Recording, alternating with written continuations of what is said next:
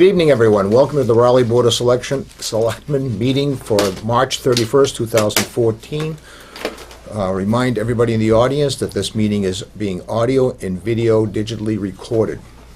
First on the agenda is call the meeting to order and the Pledge of Allegiance. Tim Seltall is from Parks and Rec, is in the audience tonight.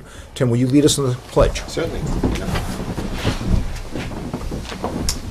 I pledge allegiance to the flag of the United States of America and to the republic for which it stands, one nation, under God, indivisible, with liberty and justice for all. Tim, thank you.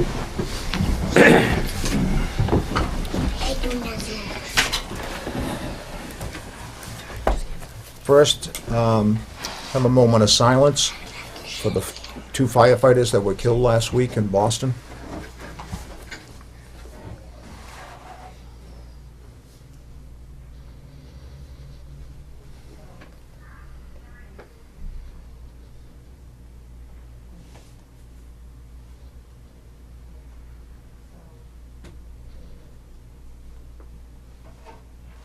Thank you.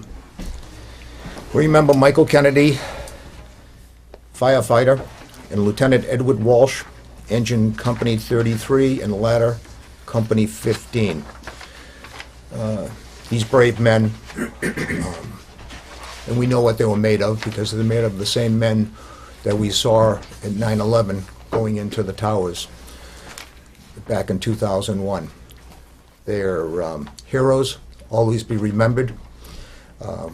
Remember all these firefighters for what they do for our community.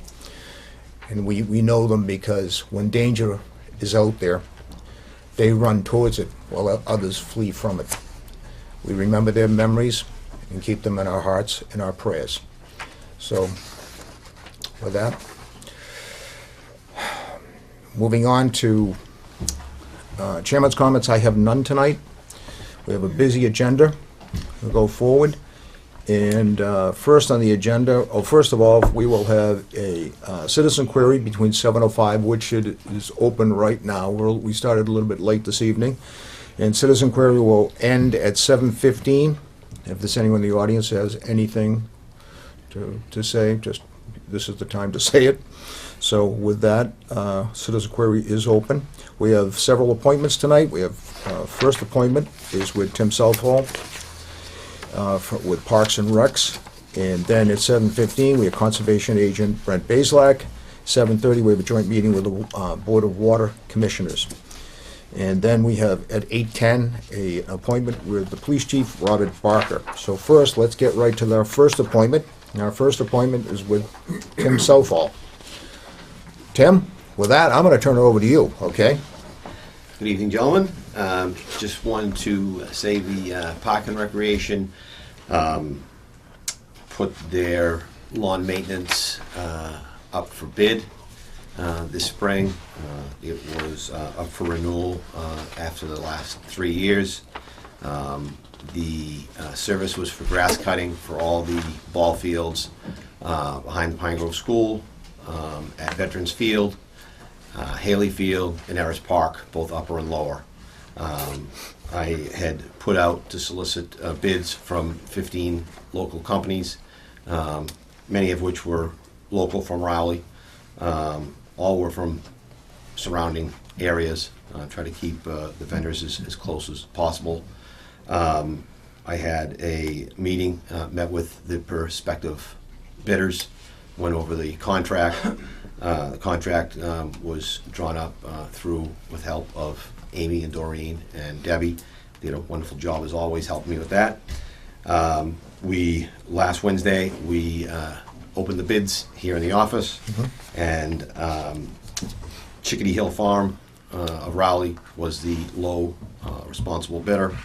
Their bid was $17,085. We did receive a total of 7 bids, ranging up to almost $30,000. The bid of Chickadee Hill Farm checked out correctly, all the math, and checked their references. References came back excellent. We met as a Park and Rec last Wednesday night, voted to recommend to the selectmen that we use Chickadee Hill Farm for the upcoming season. It is a bid that can be extended for up to 3 years. It's renewable every year for up to 3 years, so the Park and Rec will review their services after the first year of the contract and make a decision whether or not we will continue with their services if we're happy. I will say, I know Jeff, who is the owner of Chickadee Hill Farm. He's never actually done any work at my house, but I have purchased Christmas trees and pumpkins and other things from Jeff. So I just wanted to let people know that I have utilized some of his facilities, but never his actual lawn care services. Just a disclosure, Jeff used to cut my grass years ago, so I know Jeff had. Yeah. Okay. Okay, anything else, Tim? No, I think that's it. All right, good. Any questions from the board? Just by disclosure, he does mine. Okay. I'll disclose it, he does not do mine. All right, anything else, Tim, you have? No, I think that'll do it. Okay, do we need to vote on this or anything? Okay. Have a motion? I move that we award the contract for 2014, the mowing contract for the Parks and Recs to Chickadee Hill Farm with a additional 2-year extension, year by year. Okay. I have a motion. I'll second that. I have a second. All those in favor? Aye. Aye. Okay. Excellent. That's it. Tim, thanks. Thank you You very do a much. great job as vice chair. I appreciate it. Parks and Rec. Thanks, Tim. Thank you. Appreciate it. Thank you. Okay, thank you. Thanks, Tim. Okay, Thanks for your helpers coming in tonight. absolutely. Yeah, they made it 5 minutes. They'll See you say guys. anything. Thank you. Okay. We have a few minutes before we go to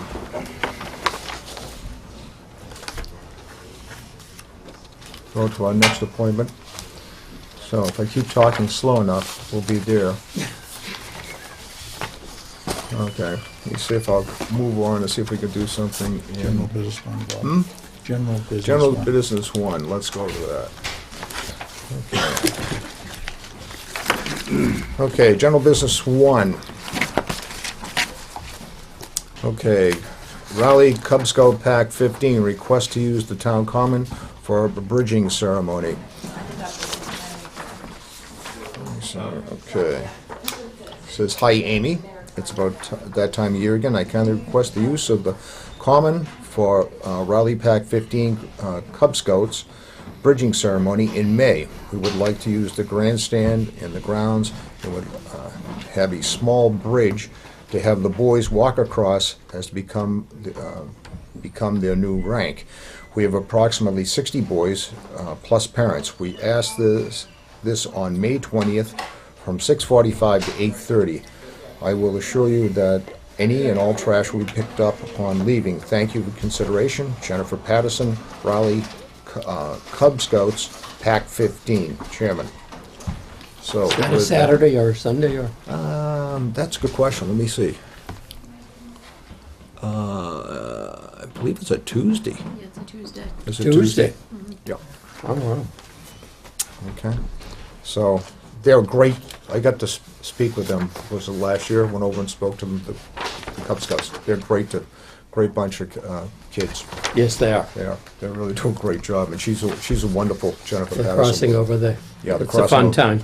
That is a big thing. If you're anybody who's a scout, they'll all know that. It's a big moment. So with that, do I have a motion? I'll make that motion. I have a motion. Second. I have a second. All those in favor? Aye. Okay. And with that, that brought us up to magic hour of appointments. I'll go back to my appointment folder. Okay. And now, it's 7:15. Citizen query is now over. And we'll move on to our next appointment, Conservation Agent Brent Bazelak, to discuss open space. The Community Preservation Committee has authorized the expenditure of $3,600 for the completion of an open space plan. Brent, am I stealing your thunder, or should I? Absolutely Okay. not. Brent has obtained a proposal from Nellie Aikenhead Aiken. Aikenhead think, okay. To assist in the completion of open space plan. The Board of Selectmen needs to review this and vote to authorize Debbie to sign it. Secondly, we need open space survey documents and the open space committee meeting minutes. So with that, Brent, I'm going to turn it over to you. Thank you, Chairman Snow and members of the Board of Selectmen. Just to return, this was the application form Thank you. presented to the Community Preservation Committee in regards to the request for funds. I had a prior commitment that evening and was unable to attend myself.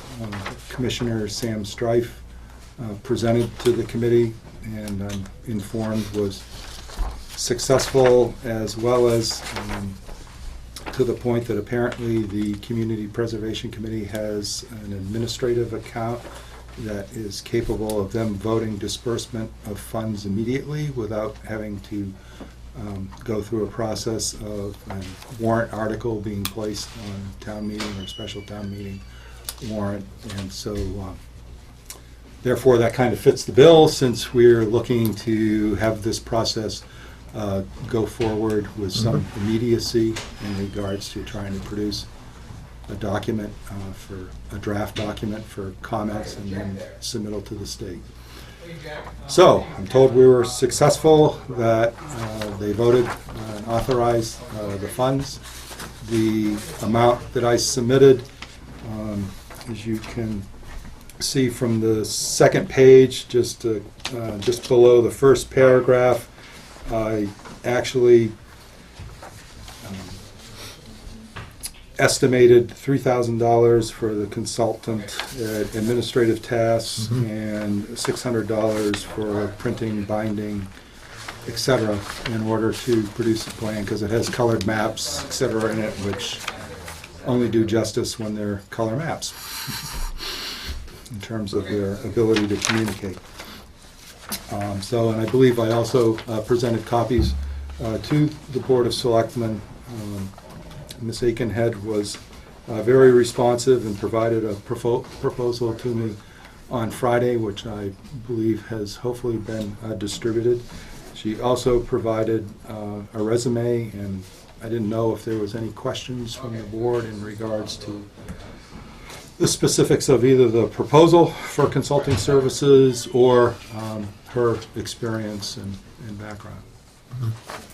The only comment that I would, if you don't mind, I'd No, go like right to make ahead. is that we did hear from Sam on Thursday night, and with the urgency, and the board did respond, and we were very happy to, and pleased to authorize this expenditure with such a possible return.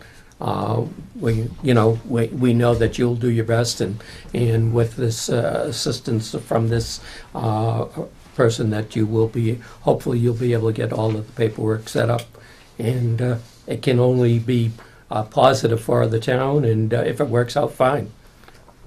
I think this will expedite the whole process. Right. And then you really need this, right, to help you along. So, Yeah, oh yes. yeah, definitely. So, Yeah, I'm glad it worked out. Bob, do you have any comments?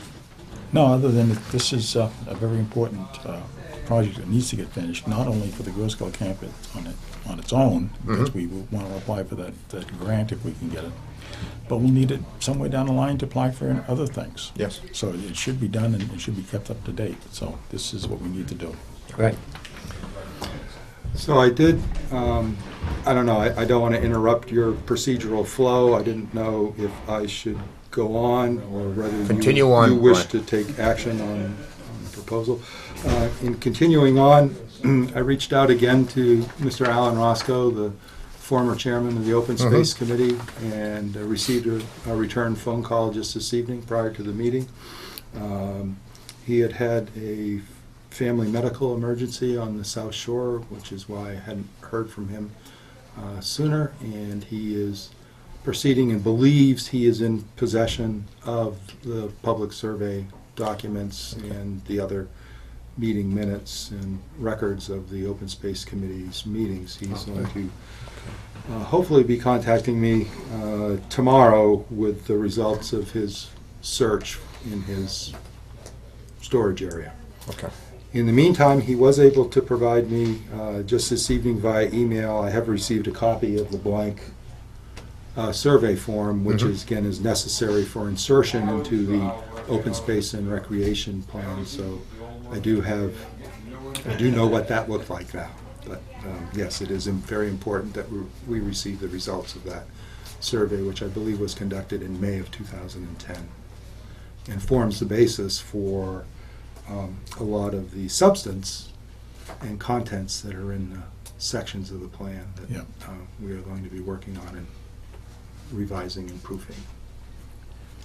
Very good. Very good. Excellent. Anything else, Mark? No, I don't believe so, but I hope that the selectmen will grant the authorization for this proposal to be accepted. All set up and ready to go with a shared folder, and the files are all in there. We're just waiting for the board's authorization. Okay. Entertain a motion. So move.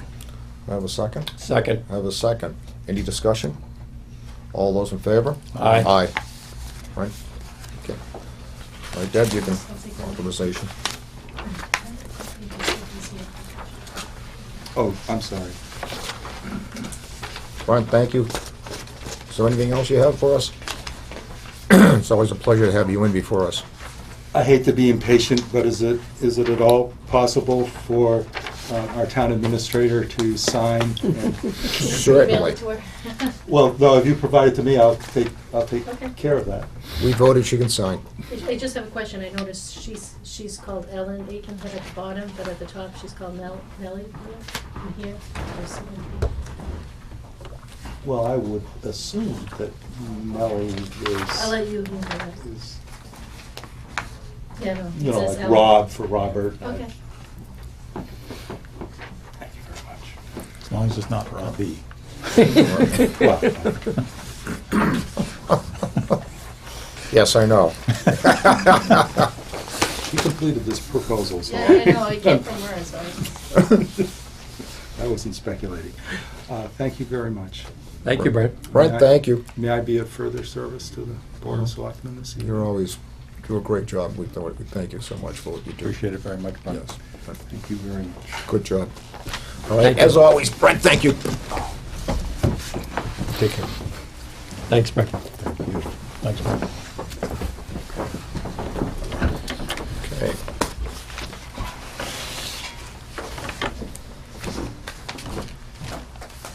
Okay, that takes care of second appointment for the night. Go back.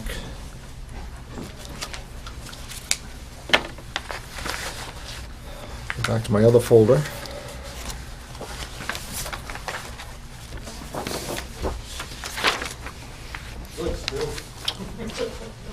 Okay, general business number 2. Invitation from the Independent Living Center of the North Shore to attend the annual legislative breakfast on Friday, May 9th, 2014, from 9 a.m. to 11:30 at the Salem Waterfront Hotel. Can anyone of the selectmen attend to represent the town? Yes, sir.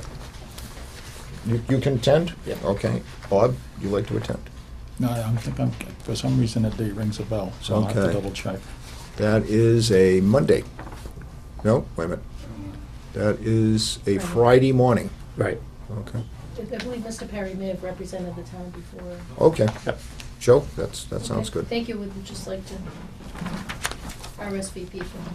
Thank you. Okay. Thank you, Joe. for doing that. Okay.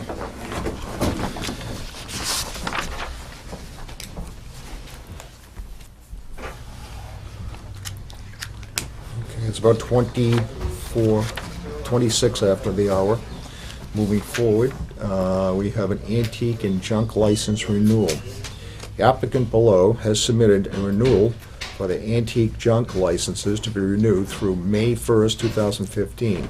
All required forms and renewal fees have been submitted. The applicants do not have outstanding taxes, water, or electric bills. Star Todd, do we want to do these separately? Well, it really doesn't matter. I think what I need to do is to declare a necessity that these need to be renewed by May 1. Okay, let's So- do them separate, okay? And I'll just disclose that I have actually done work, electrical work for Star P. Todd. Okay, I've done electrical work for Charles Davis, Okay. and I've done electrical work for Frank P. Todd. okay.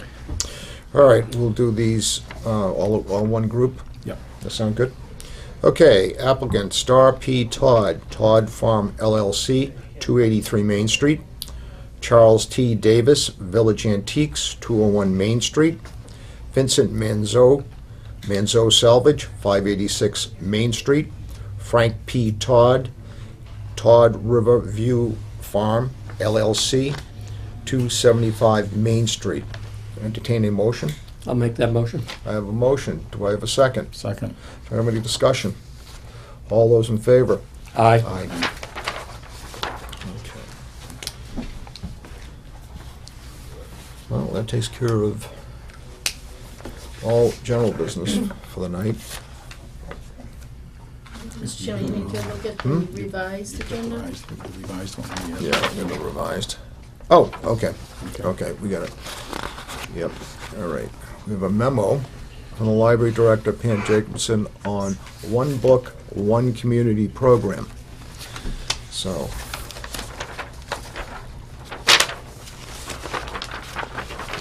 Got the right paper here in front of me.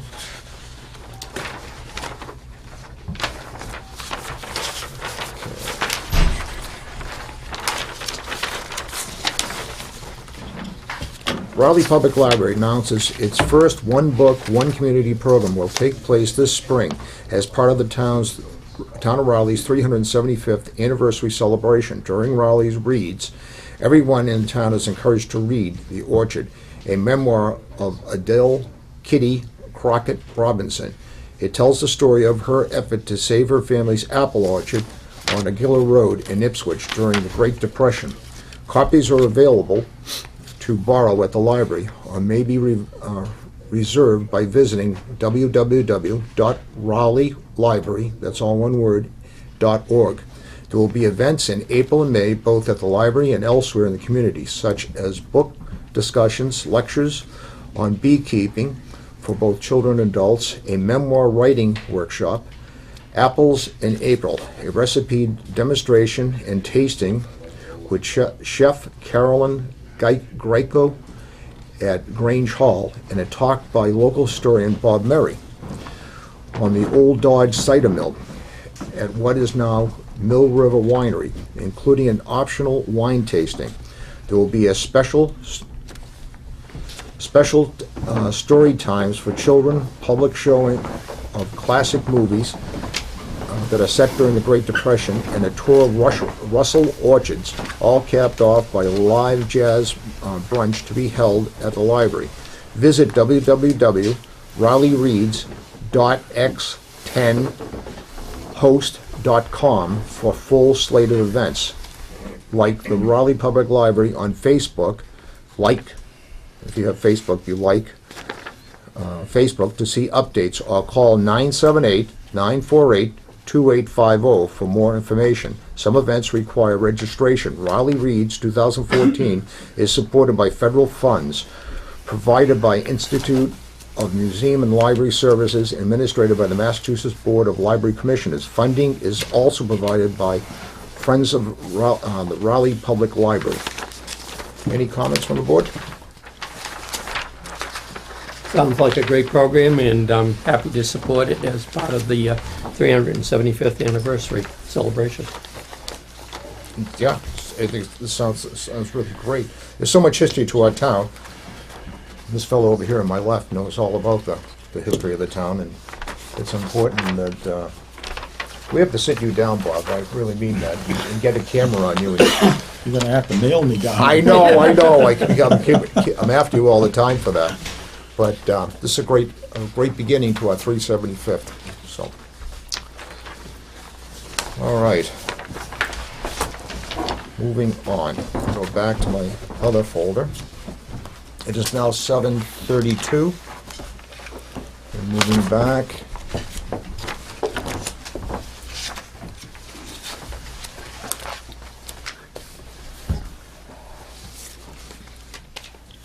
Okay, we have a 7:30 joint meeting with the Water Board of Commissioners to discuss and launch a new billing, collection, and customer service representatives of Pennachuck with Bernard Russo and Tara King. We have FY15 Water Department budget, water treatment plant update, Water Department articles for town meeting. So let me open my folder.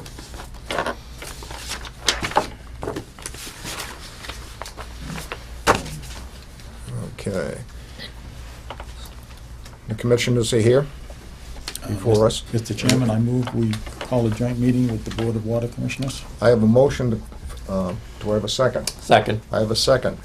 All those in favor with a roll call vote. I, Joe Perry. I, Robert Snow. I, Robert Murray. Hi, Tim Toomey. Hi, Stu Delzell. We are in joint session. Okay.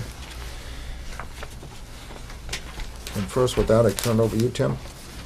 Mr. Chairman, good. you I'm have sorry. your packet there. Oh, okay. I'm sorry. Let me, So we have Mr. Russo and Ms. King, so I think you want to start off on Roman numeral 1? start with Roman numeral 1. Launch the new billing system, collection customer service. In the audience tonight is Bernard Russo and Tara King from Pennachuck. They will discuss the process on how billing, collection, and customer service will work. Water customers can call Pennachuck toll-free at 1-800-553-5191. Again, that's 1-800-553-5191. If you missed it at the end of the program, I will announce it again with the announcements. For assistance, the customer service representative is available Monday through Friday from 7:30 a.m. to 5:30 p.m. This offers a much higher level of customer service than the town has previously provided. The water department closes to the public in the middle of the afternoon. The people in the town need better service than that what we have been able to bring them through Pennachuck. Okay, so let's go starting off from the beginning. Right. So Should we approach? you can come up here. Great, thank you. Oh, thank you, Mark. Thank you. Bernard Russo from Pennachuck. Thank you, Mr. Chairman. Should I be seated? Sure. Yes, You sit, stand, Oh, however you're great. comfortable. Thank sir. you, thank you.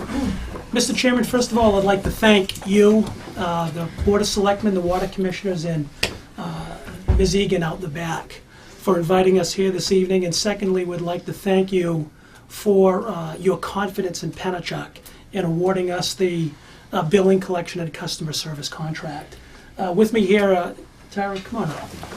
I'd like to introduce our Revenue and Customer Service Manager, Tara King. What I'd like to do, if it pleases everyone here, is I'd like to start off with a brief history of Pennachuck, and then I'm going to turn it over to Tara, who really knows what's going on. Thank you, Tara. What happened, gentlemen, is Pennachuck was started in 1852, and basically we grew up with the city of Nashua. In the city of Nashua, we have about 23,000 service connections. We employ 103 people, and we are proud to say that we're a full-blown water company. There are folks out there that may offer this service that are laboratories or consulting engineers or whatever the case, but what we will bring to the town of Rowley, and right now we'll bring it through the customer service billing and collection process, is waterworks professionalism, where the Selectmen, the Water Commission, Ms. Egan, and working with Karen Summit, you folks are our clients, but the way we approach it is everyone in town, they are our client. Our plan is to run Rowley like we run Pennachuck Waterworks, a 162-year-old company, and that's the way we're going to approach it. Now, with that said, about 25 years ago, we started to branch out in our services outside of Nashua, where we offered contract operating services and system acquisitions to folks in New Hampshire and Mass, to a point now where we're responsible for over 50,000 service connections. Outside of Nashua, we own 66 community water systems, and we contract operate another 80. So it gives us an opportunity to see a variety of processes, both billing, collection, and customer service, from an engineering perspective, treatment perspective. We have a certified laboratory. So again, we're a full-blown operation. In the city of Nashua, and I think some of you gentlemen have been there, for example, we have a 35 million gallon a day upflow clarifier, which was built in 1979. We have a 1 million gallon treatment facility in Pittsfield, New Hampshire, and a variety of smaller facilities throughout the state. Now locally, we have had the good fortune of operating the town of Salisbury, Mass. For the last 12 years. That's a full-blown operation. Operation, treatment, distribution, customer service, billing, collection, the whole gamut. We have had the, again, good fortune to operate or do billing, collection, and customer service for the town of Amesbury, Mass. For the last 3 years, and hope to renew that contract very shortly. And then as of mid-February 2014, we started our contract operation here in Rowley. We are absolutely thrilled to be here. Again, we're going to bring the professionalism that we've gained over those number of years. And if there's anything we can do for the town from a question perspective, again, we are going to run this very professionally. So in conversation with Deb Egan, with Karen, and the gentleman from the board here, there have been, a few issues that have cropped up in the town. If we can help, we know we're going to help with billing and customer service issues. If there are other issues that we can help with, we stand ready to do that. So we're thrilled to be here. We're going to serve the customers, and Deb asked me to repeat the 800 number about 10 times tonight. What was that 800 number? Guys, what was that 800 number? 800-553-5191. You're going to find a live and kicking person at the end of that phone who knows the water business, who certainly is not 150% knowledgeable of Rowley at this point, all the nuances, but we will get there. We promise you that. So with that said, I'll stop talking, and I'd like to turn it over to Tara King, who will provide you the nuts and bolts of the billing process. Okay. So Tara? Thank you, Bert. Tara, come on up. Sit right there. Okay. We reserved that for you. Why, thank you. I'm Jack Cook. So as Bernie said, we're really pleased to be working with the town and the water department in Raleigh, and pleased to be able to offer our services to the customers, water customers of Raleigh. We have finished converting the data, and everything's live and kicking, and that 800 number's active, 800-553-5191, or you can always reach us by email, which is customer-service@penachuk.com. And that's all of again, this- can you get that one more time? Sure. Customer-service@penachuk.com. And all of this information is on the Raleigh Water Department website as well. The office hours, someone's there to answer the phones from 7:30 in the morning till 5 p.m. And help with where we can as far as a billing question, a payment question. Need an appointment? We can help with that too. Okay. And there's several payment options. A new one that we're excited to be able to offer is direct payment, which you'll see on the back of your new bill that will come out on April 10th. And on the back of that, there'll be an application. So if you'd like to have your water bill deducted from your water account automatically each month, it'll be taken out on the discount day that the water bills are due. And you just have to mark it in your checkbook, and it's done for you. So that application will be on the back of the bill you receive on April 10th, or starting April 10th, and then each month from there on. And you'll get that discount. And you'll It'll get be the discount automatically taken care of. automatically every month. Okay. Anything else you can run us through a problem or what could be a problem? What could be a problem? Well, if And you how had, you can, yeah, take care of it. if you thought that your usage was a little higher than normal Mhm. for the water bill, you could certainly give us a call and we would walk through your past history as well as walk through the way you use water in your house. So how many showers a day? Do you have an ice maker? Are you doing laundry every day? Is it an old washer, a new washer? Your toilet's new? That kind of water audit scenario. Okay. So we could see really where your water was being used. That would especially be done if we didn't see a huge difference in your water year after year. Obviously, sometimes you can see a big hike and there might be something else going on. So we would definitely look at those variables, including irrigation, filling pools, seasonal usage of that. Mhm. If through that discussion we weren't able to find anything, then we would schedule an appointment with one of the people at the water department, and they would come out and have a look. You guys call it a data logger? Yeah.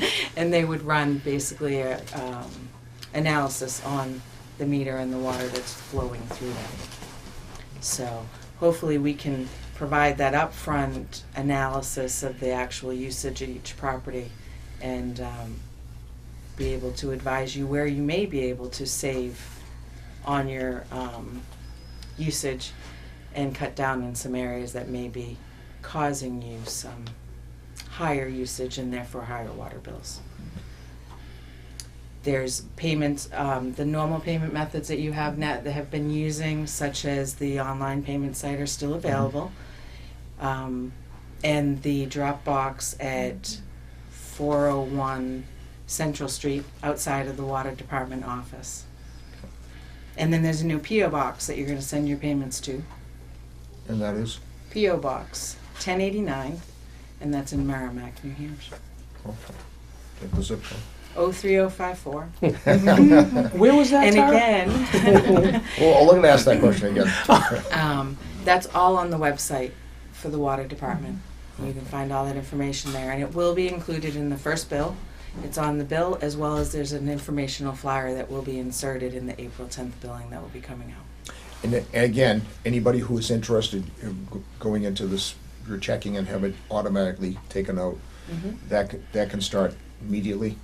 It wouldn't happen for the first billing. First billing, okay. Well, let me rephrase. If they'd like to call us tomorrow, Okay. we can get the information set up. We can send them an application that they can fill out and mail in to us. And if it comes, within a few days, or it can get emailed to us, Sure. we can certainly have it set up prior to the April bills going out. However, most people are going to get that first bill with the application on the back. Mhm. They fill that out, but on the first one, you'll need to send a check in, and then we'll, starting in May, your bill that comes out in May will say, this amount will be automatically deducted from your bank account on the discount day for the discount amount, and it will say do not pay, and then we'll automatically take that. And that Make telephone that number they payment. can reach you at is? 1-800-553-5191. Thank you. You said send in with the April payment, it's going to be the first billing that's coming out from your company. You said send in a check. We can continue to use the town website and pay bills, pay the No, water you bills. absolutely can use the water department Okay. website and pay bills there. That's all set up and ready to go, or continue to Continue. go. You can also Mark? continue to pay at the, at 401 Central Street. Correct. If that's what you used to, you can bring it there as you Okay. used to. Very good. Do you want to talk about the purple flyer, Tara? It will be orange. Oh, the orange, sorry about that. It's pink in my book, but Yeah. yeah, there'll be a flyer that's accompanying the first bill that basically repeats a lot of the information that we've just discussed, as well as the payment options, the P.O. box phone number, email address. And that'll be in the first billing? It'll be in the first bill. Okay. Tara, excuse me, could you mention what the bills will look like? Because they're going to look different than what people are used to. Absolutely. The bill is going to show, it's going to look a little bit different. It will have Penachuk's name on it. Checks are still payable to the Raleigh Water Department. Mhm. We will show 12 months of usage history still on the bills. The usage is broken up based off of the tier rate schedule.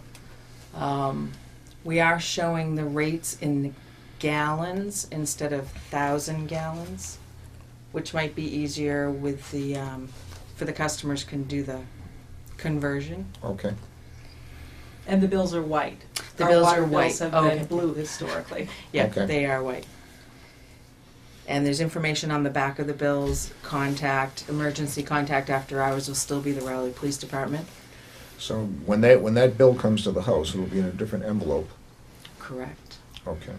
So, and it'll be a white envelope. It's a white envelope with blue, Penachuk blue, Penachuk blue. Okay. similar to that. Okay. All right. That's Yeah, but it will come from Penachuk, P.O. Box 1089, Merrimack, New Hampshire. There's a return envelope, so you can just slide your payment in there, okay. or pay online at the town account, or sign up for direct pay. Okay. We just want to get that out to everybody because sometimes they may think it's junk mail. It isn't junk mail. It's the new billing for the Correct. Right. for the correct. water department. Good point, Okay. good Good point. point, Okay. thank you. It's actually gonna look more like your light bill. Okay. Right.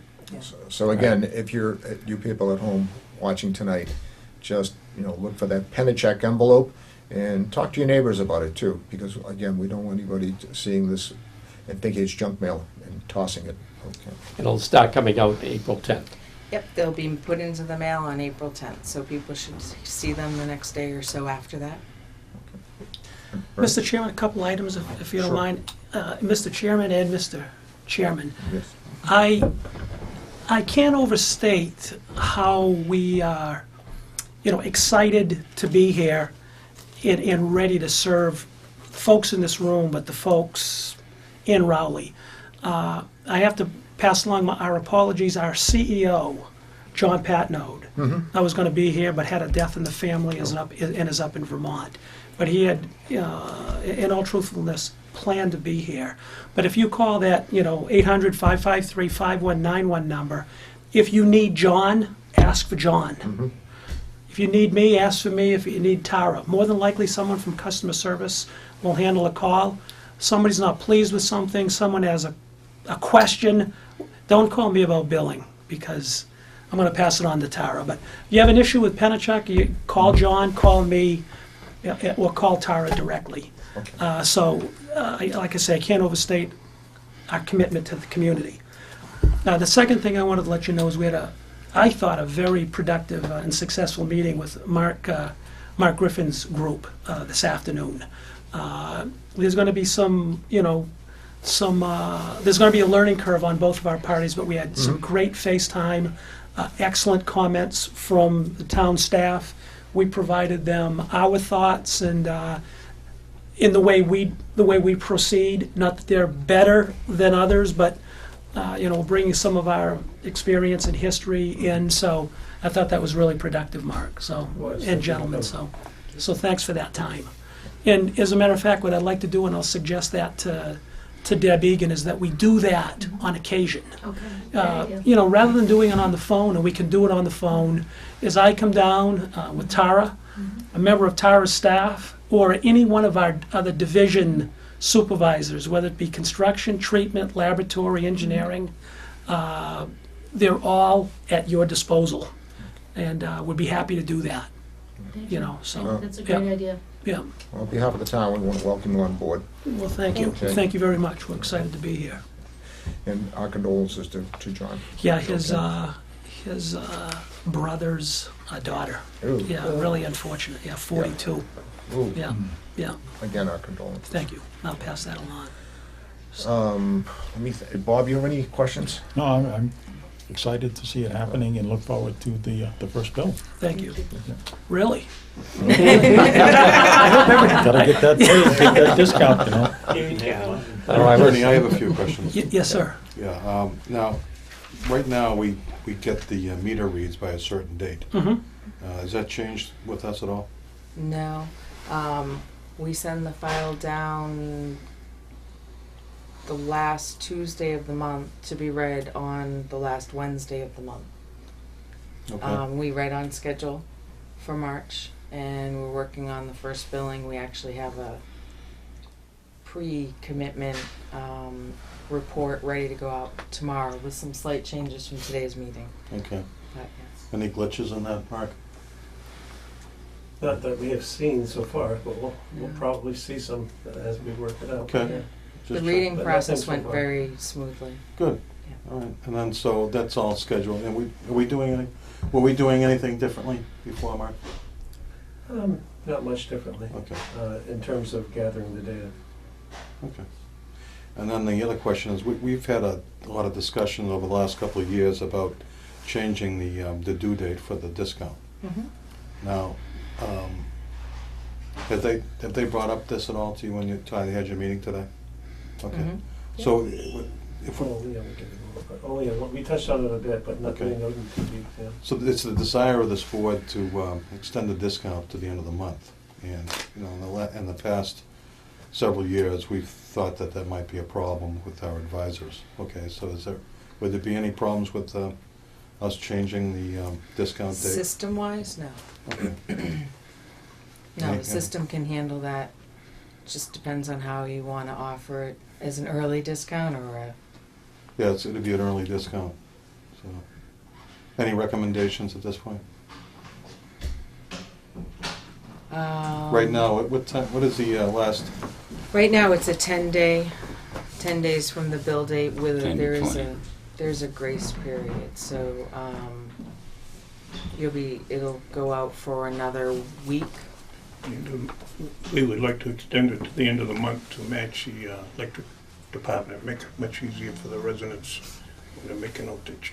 Yeah, sometimes the bills do not, well, you're talking about mailing them on the 10th. Right. Sometimes we don't get them until the 12th or 13th, and we only have till the 20th to make the payment. Mhm. So folks are sitting down and make out the checks for the electric, they can make out the water at the same time.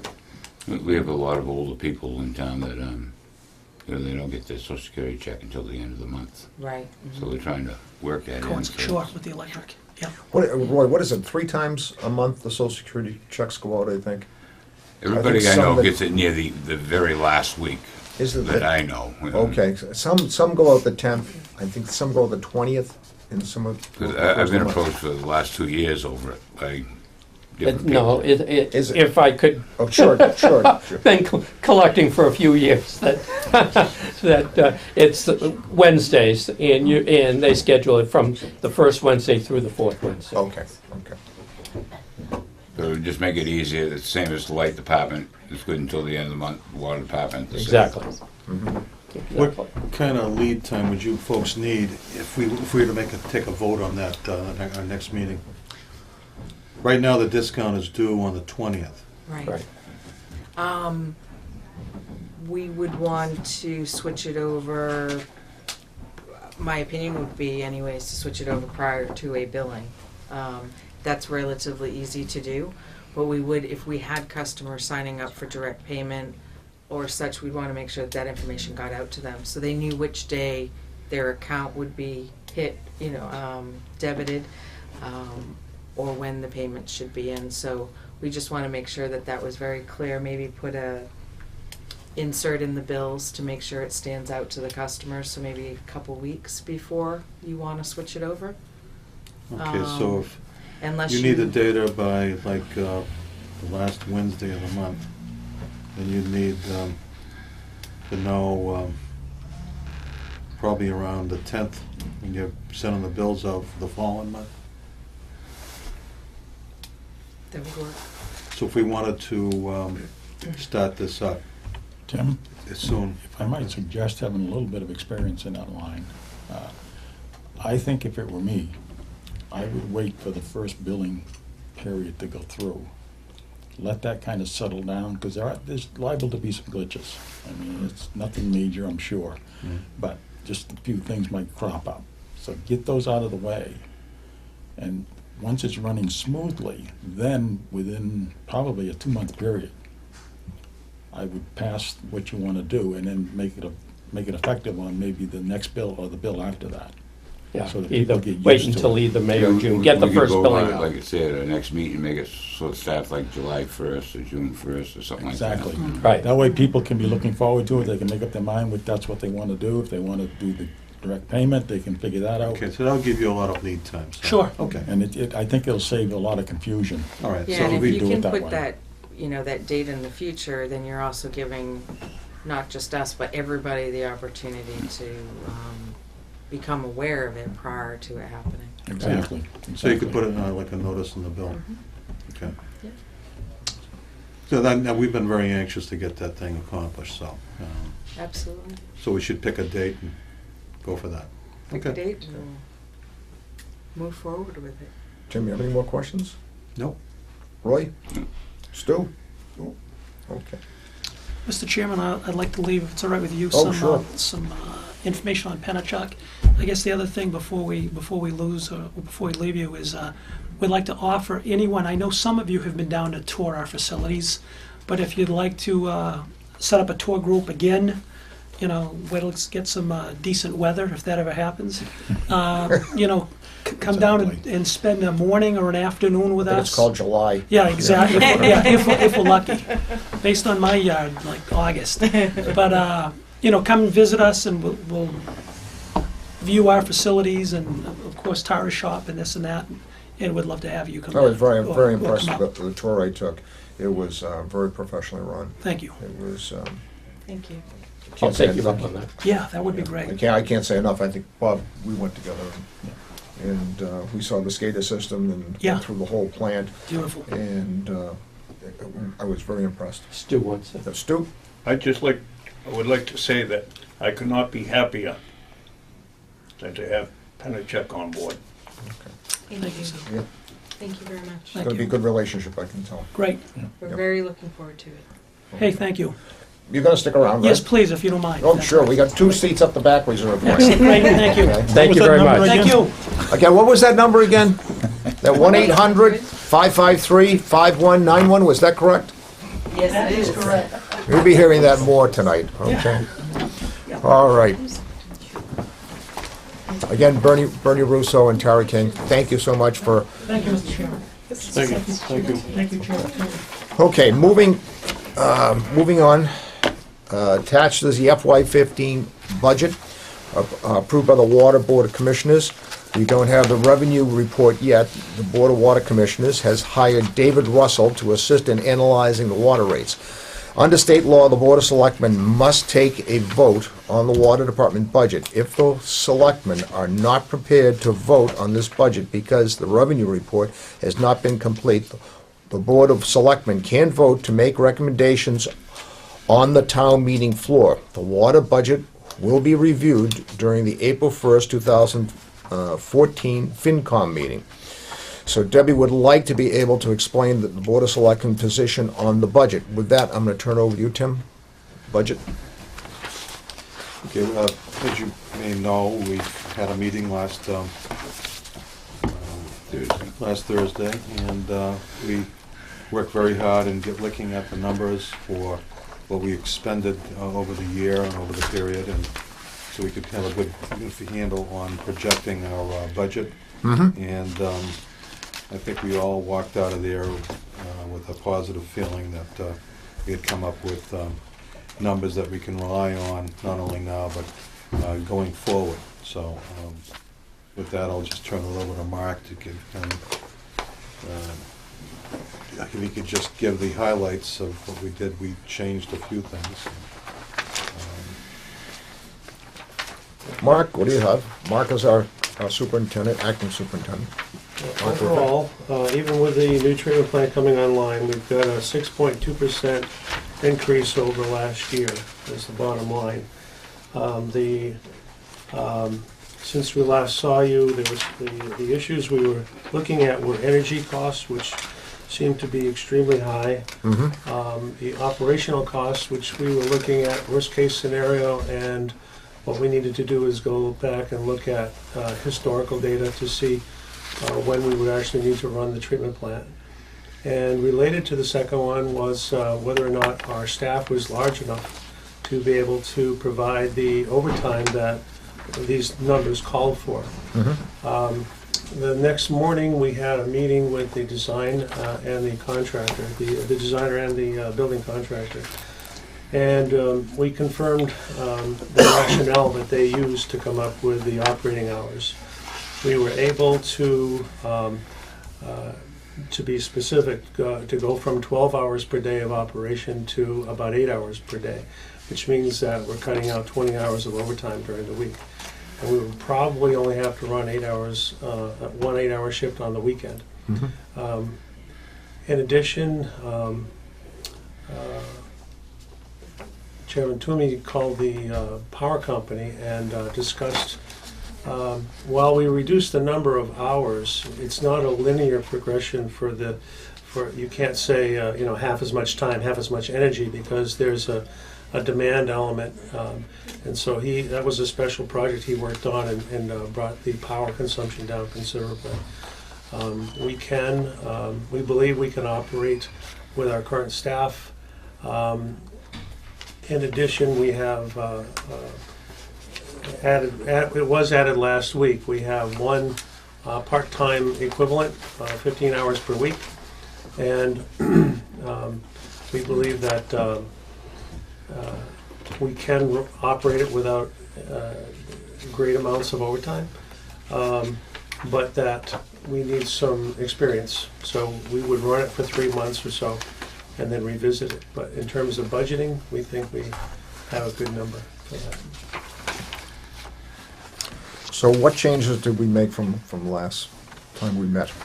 Okay. If you look at Form 1, line item 3 includes that 15 hours per week part-time equivalent. Line item 4 was combined. Last week we had the overtime standby, and separately we talked about the water treatment plant. When those two are combined, we still have a 20% reduction over last year. So running the new treatment plant and the overtime is still less than last year. Last year's budget, I should say. Jumping down to line 8. Line 8 and line 11 has to do with our maintenance expenses, or expenses for operating the existing and the new treatment plant. And let's see. Because of the new treatment plant, we have essentially we've really changed the characteristics of the whole water system because of the treatment plant. What wells went directly to the system before, one of them still does, but the others go to a centralized location, being the treatment plant. So that changes the way it's done. So we had to add new line items for chemicals. We had to really restructure the budget differently than last year to a degree.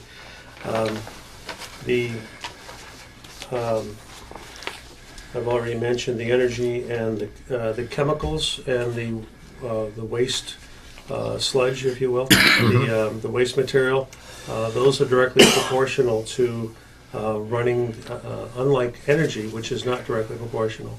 The amount of chemicals and the amount of waste produced are directly proportional, so we were able to cut that down quite a bit as well. So we also took all of our expenses, went line item by line item, and with the help of the treasurer, we were able to get line item reports for each line item. And where we could, if it was a linear charge over time, what we did was we looked at what was spent, how it matched last year's budget, neither reduced or increased. Where the charges were sporadic and not smooth, per time, we'd had to do raw calculations, such like the overtime and whatever the items were buying. Some things you buy everything. For example, insurance you're going to buy at the beginning of the year and not charge, so you can't make that proportional.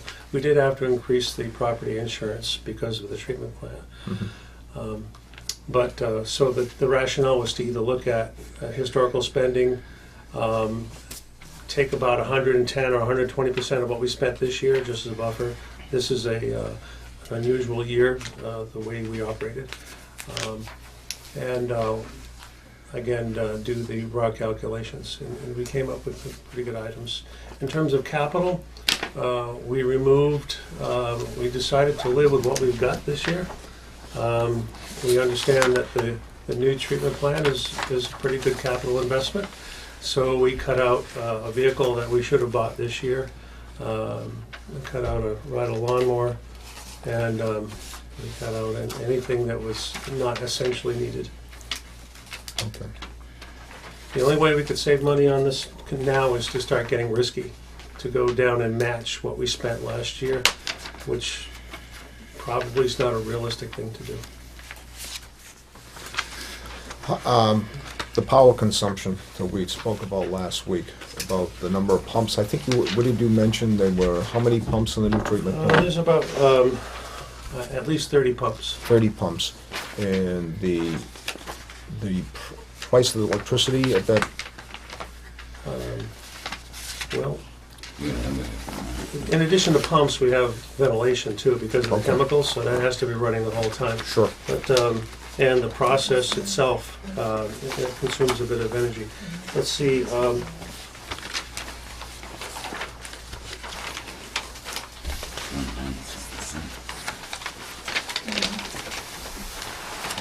It's right here. All right. What page are we looking at? Well, we're looking at water treatment plant expenses, which would be the breakup for line 11. Looks a little like this. Okay, let me see if I can find it. About halfway through. It says the top heading says WTP expenses, line 11. Yeah, I have it, okay. Okay. Gentlemen, I've got You see, 11.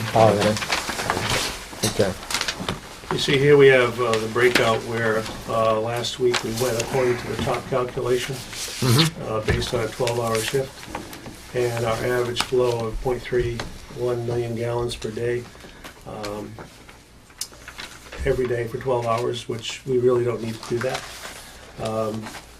Case 2 below that assumes the plant run 8 hours per shift per day for historical flows.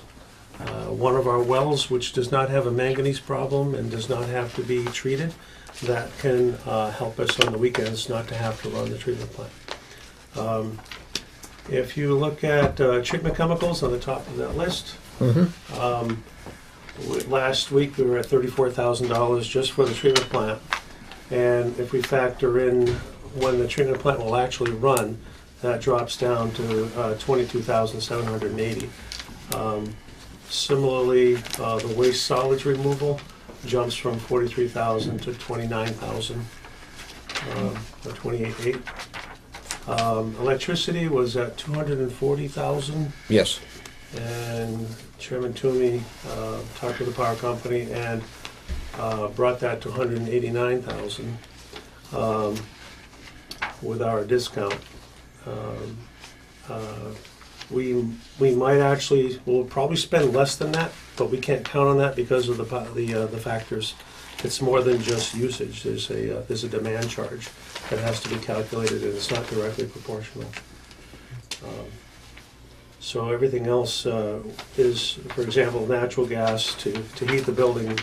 That's not going to change depending on how often we run the plant. Everything else is the same. So those were the areas. The biggest areas were the overtime and the energy and the capital. Okay. Tim, can you elaborate anything on about the power when you went to talk to the power company? Well, I think when we looked into it detail, I had Mark, Mr. Bixby, come down and we went through it in detail with what the engineer put together regarding what he thought that the usage would be. And when we started doing the calculations, he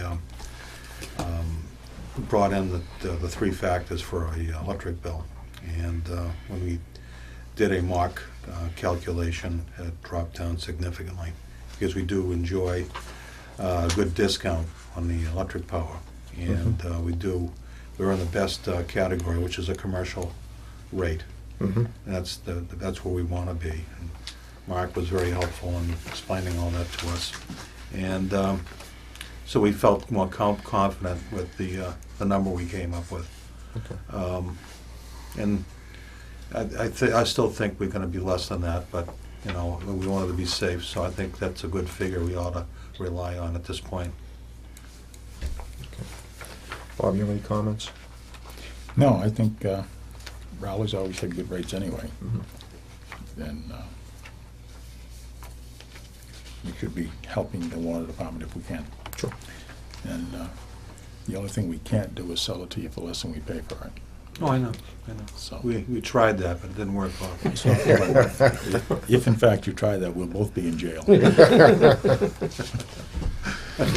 Cheryl, do you have any comments? No comments. Okay. Mark, anything else? No, just we're just waiting on the rate study to be completed. Could be later this week, it might be early next week. So I'm not sure yet. I think as soon as you can get it, if you can get it to us, that'll help us a lot. Yes. Give us a picture into next year. Mr. Chairman, I think I want to draw the board's attention to there will be funding again. I mean, this is the template that was set up last year for Yes. the, fiscal 14, if you look in the budget. So they do have a continuation of capital improvements, not including the water treatment plant. So they're budgeting $46,500. What page we on? And so I don't know what the status is of the current projects. It's on Page 2? line 13 on the Oh, back okay. side of it. Capital plan program. Yes? So that was a new line, remember, that we put in Mm-hmm. last year. We had budgeted $50,000 for a number of, an assortment of items. I think there was some hydrant replacements, gate valve cleaning of the well. So I'm not sure what the status is on any of those. I did explain to Mr. Griffin a while ago that at the end of the fiscal year, these budget lines wash out, and so they won't exist anymore. So I know I believe he started making sure some of these projects were done, or getting done, or underway, so that those funds can be encumbered if they're still ongoing. Now, we have maintenance hydrants. How many we have to replace this year? I think we're targeting 4. Targeted for? And as they were saying, it's like, if we could encumber them, we could actually Bob, the next drop that page from next gives year. us a list of. Oh, Depending on does- what it is, not the hydrants, we would do that every Yeah, year. and so there's 46,500. You have a breakout of what you're planning on doing in fiscal 15, which includes a continuation of this capital program for those 4 items, I believe. Hydrants, gate valve, cleaning well 2, and cleaning the storage tank. The 8,000 for the cleaning the storage tank, if we can get that encumbered before July 1st, we won't need it for next year. Okay, so you wouldn't need that 8,000, okay. Right. We have 2 gate valves to do. On average, yes. It depends on what breaks, and So that would need we would target 2 of them. Usually they go hand in hand with replacing the hydrants. I know I'm pulling this out only because I was watching can be on changed. a news program this morning. They were talking about the infrastructure of New York City and talking another utility, but they were talking about gas, and they were talking about the amount of pipes that are, some of the pipes are 120 years old, okay, in New York City, and they're looking into that gas explosion that was down in Harlem, and now they're looking I worked in that sort of that world of utilities, okay, and knowing about what's under the streets of Boston, what really is under the streets of Boston, and what's under our streets, and the infrastructure and the age of it. And I know I'm pulling this from my back pocket here, but I'm going to ask you, what percentage of pipe in the town of Raleigh, what is the age, if you can do that, any of you? I know, I'm totally unprepared for that, but Started from Well, what, like, 48, right? The oldest would be 1948. be 1948 when it was put in. Do we know the percentage of the pipe that's still out there? Well, It's that old? I would say most of it's still there. Most of it's the same cast pipe, iron. I would Yeah. think. Yeah. But we've replaced almost all of the original hydrants, but we actually still have some from 1948. And trying to get this, just to explain so people at home, the amount that the gas companies were talking about to replace, if they started today to do all the replacement, it would be 80 years to replace all the infrastructure. So there's a tremendous, and it's not just here in Raleigh, it's all throughout the country, tremendous amount of infrastructure that has to be replaced. So it's something that we all have to look at all the time. I know in utility, especially in the electric company, and the telephone, and Yeah. this is something It's that's upgraded as the constantly. services get more. The vast majority of the system was built in the 60s and 70s. Mhm. After they got the initial plant installed. Then they kind of went through, starting in the mid-50s, and almost every year they appropriated money to do extensions. When they got up into the 60s, they were doing the same thing, basically. It's the outlying areas of the town. And then after that, they started replacing the smaller services. You get a dead-end street, they have a 2-inch main on it. So they'd go in and change that out and put in a 6 or something like that. So I would think the vast majority of it's between 1955 and probably close to the 1970. So that area is when most of the plant got built. Which is relatively young pipe. Yeah. Unfortunately, most of it's paper. Paper pipe. That's, That would be bad. Transite. Transine, Transite? Transit. yeah, Yeah. Ding, ding, ding, ding. Okay, anyway, we have just shy 375 or so hydrants, and what we've done is classified which ones, we've classified them by age, and which ones work well, which ones don't. And replacing 2 or 4 years, pretty nominal.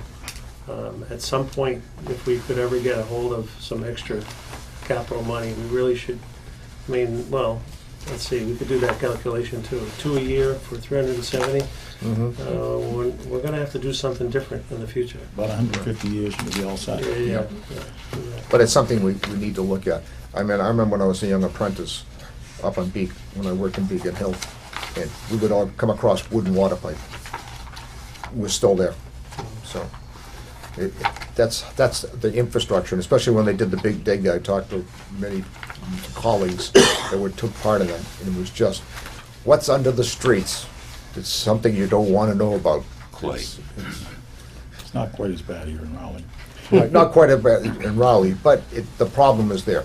You have all kinds of problems that from electrolysis to just soil receptivity, everything that plays a factor into, eating that pipe away.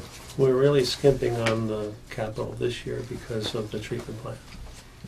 But that's what we have to do. We have a brand new treatment plant. Yeah. And again, maybe a 6-7% increase with the treatment plant, which is not bad. Bernie? Mr. Chairman, Tara and I were just commenting if in fact if you have a spun cast system that was put in the 50s, 60s, and 70s, that's a relatively young system, especially with spun cast. If you have a corrosion protection system at your treatment plant or even before the treatment plant, there's no reason why that pipe can't go many, many more years. And if we were talking this afternoon about the fact that you're going to sequester iron and manganese, or especially the manganese, if you use a metaphos to sequester the iron and manganese, metaphos reverts to ortho.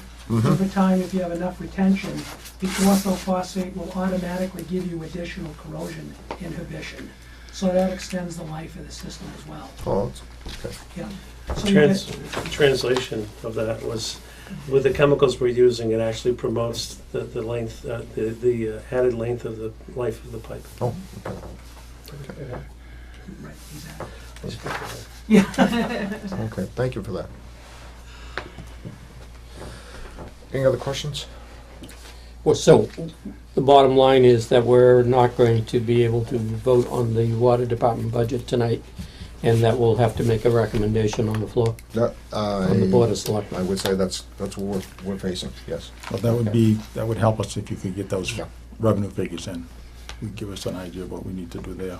So, Mr. Chairman, I would expect that we would have the water board revisit the Board of Selectmen sometime probably by mid-April, so that they have enough time to review all the data and have their own meetings to make sure that the revenue projections are in sync with the expenditures.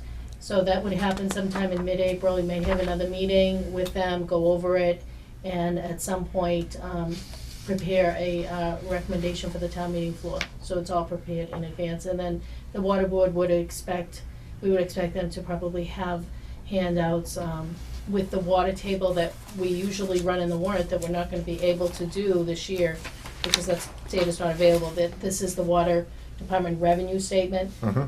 Since we're not gonna have the projected fiscal 15 data, this won't be in the warrant, so there'd be an expectation that it'd be handed out and discussed by the water board. A handout In case there's any at questions. town meeting. Okay. Anything else on the budget? Guys? Okay, let's move on to number 3, water treatment plant update. Board of Selectmen would like to be provided with an update on the water treatment plant construction. The points of concerns are as follows: construction timeline. Are we still on target for early August? 2, second bullet, treatment plant. A, Debbie requested a copy of the water treatment plant operations and maintenance manual from Barbara Cook at Weston Sampson. Maybe we should take these one at a time. Let's go start with the construction timeline. Are we still on target for early August? Okay, at first when you said that, I thought it was a mistake, but the entire project should be done by August. There are a couple of things that have been delayed, but the treatment plant itself will start undergoing full testing, full operational testing, probably 8th of April 8th. And so within 2 or 3 weeks after that, depending on how everything goes, and inspections by DEP, Mass DEP, will be producing water. So the treatment plant itself will be producing water sometime in April, I would think even before May. But there were some smaller sections of the project, communications controls, things like that, monopole being one of them, that they will extend into August. But the treatment plant will be producing water, I would think, at least by the beginning of May. Well, Mr. Chairman, let's clarify this. Is the project gonna be completed and in the town's custody? When is that? Because Weston and Sampson obviously pushed the extension deadline out and said July. However, we want to be conservative and say August. We're trying to get an idea of when is this going to be in the town's hands. We know that certain parts are going to be up and running, but they're certainly not going to be under the custody of the town at the time. They're still under Kinsman. So we're just trying to make sure that is that deadline in August that we're looking for the turnover to the town. Is that on target? I believe the turnover is going to happen in April for the treatment plant. From the perspective, I could be wrong, but I don't think we're going to let a treatment plant sit there for 3 months while waiting for the electronics to get done. And if that's what people are thinking, I understand better now your shock to see the delay. I think from the perspective of state revolving funds, the loans, the project, and with the contractor, they would be 100% complete by the August date, and I would think even sooner. But the majority of the project will be done, as I was saying, at the end of April, at the least, and we'll enjoy the benefit of the clean water, the better water, the treated water. I can double check into that, but I'm pretty sure, I understand what you're saying. It's Yeah, like, we're trying to who- find out when is the closeout with Kinsman. You're Yeah. saying April? I'm saying for part of it, not for all of it. Well, I think that's what we're trying to get. What is the expected deadline that we were told was end of July into August? So we're just trying to make sure, are we still on target with those dates as presented by Weston and Sampson? It's I not believe- any later than that, I guess is the I point. agree, I believe so. Okay, You can imagine with the treatment plant ready to be tested and training going on and everything, our immediate focus, in addition to the budget, is bringing the plant online. The projects, the sub-projects are peripheral systems that are secondary, that they're supporting the treatment plant. And we'll be relying on our old systems, for example, telemetry, the signals to the pumps, so on and so forth. That will be the old system until they convert over in August. There's a legal point, at which point who owns what. And I believe Kinsman is going to turn over the treatment plant to us and still not be complete with the rest of the peripherals. The monopole is one of them. That was the major one, I think, which is it's a new communication system for controls. I won't go into why that's delayed, but yes, it's correct. The total project will not be done until August or July or August, somewhere around there. But the bulk of the project will be done before the beginning of May. So, the water, there's certain parts of town where the water is, well, people don't see it, the best water in the world. When will they start to see the change? Well, that's a good question. We're starting to do flushing as well. We can only do flushing in the spring and in the fall. And when you're talking about the hydrants, to flush the hydrants. Flushing the hydrants, which cleans out the pipe. Mhm. And it depends on which way you look at it. Do you clean the pipes before you bring in the new water? Or do you bring the new water in and then clean the pipes? Mhm. We're doing some of each. We're doing what we can in the spring and doing the rest in the fall. Regardless, it will take a few days or maybe longer for the new water to really flush up the system. But I would say within days, at least within weeks, you'll see cleaner, clearer water. And the people on the west side of town have, for many years now, have had problems with the water, where they're washing their clothes and such. Yes, I think they're going to see a difference within a few days, if Okay. not a couple of days. My experience with this is it's almost immediate. However, we don't know how bad the system is and what residuals in there. And if it's caught on the side of the pipes and there's a high flow, it may disturb some of it. So it'll take a while. There'll be little slugs because we have to clean out the distribution system. Okay. But I think even though it's not, I think you'll see results almost immediately, and then it'll get progressively a little bit better until it's to where it should be. When will spring flushing be complete? I would say before we start to see heavier usage around the beginning of May. Mm-hmm. So we won't get too much flushing done, but it's supposed to be happening now in conjunction with bringing the treatment plant online. Okay, so people should start to see a change May 1st. As soon as the treatment plant goes online. Okay. I'm assuming that the chemical treatment we're doing today will be adjusted to make up for the cleaner water that's coming in May or April, whenever it comes. I'm sorry, would you repeat this? I'm assuming the treatment we're doing to the water now Mm-hmm. will be adjusted as the treatment plant comes online, so that we're actually cleaning up the water, but we're still treating it with chemical at the same today as today. Well, that'll have to be adjusted. In terms of the water that has manganese, it will not be adjusted, it will go away. No, I understand No, that, no, but I no, mean, I'm just- what we're doing now, we're dumping chemical in the water. Oh, I turn correct. my faucet on in the morning and I get a strong odor of chlorine, very strong, and I live on the east end. Okay. not the west end. So I'm saying, you know, what we're using that chlorine for to treat will have to be reduced as the plant comes online and starts making better water. I just want to be clear. No, yeah. You know, I could say yes or no, but I'm not sure I'm answering your question properly. The water that was the highest degree of, and I think I will address your question. The water that has the highest degree of manganese will no longer go to the distribution system. It will go to the treatment plant. Right. And then from there it will go out.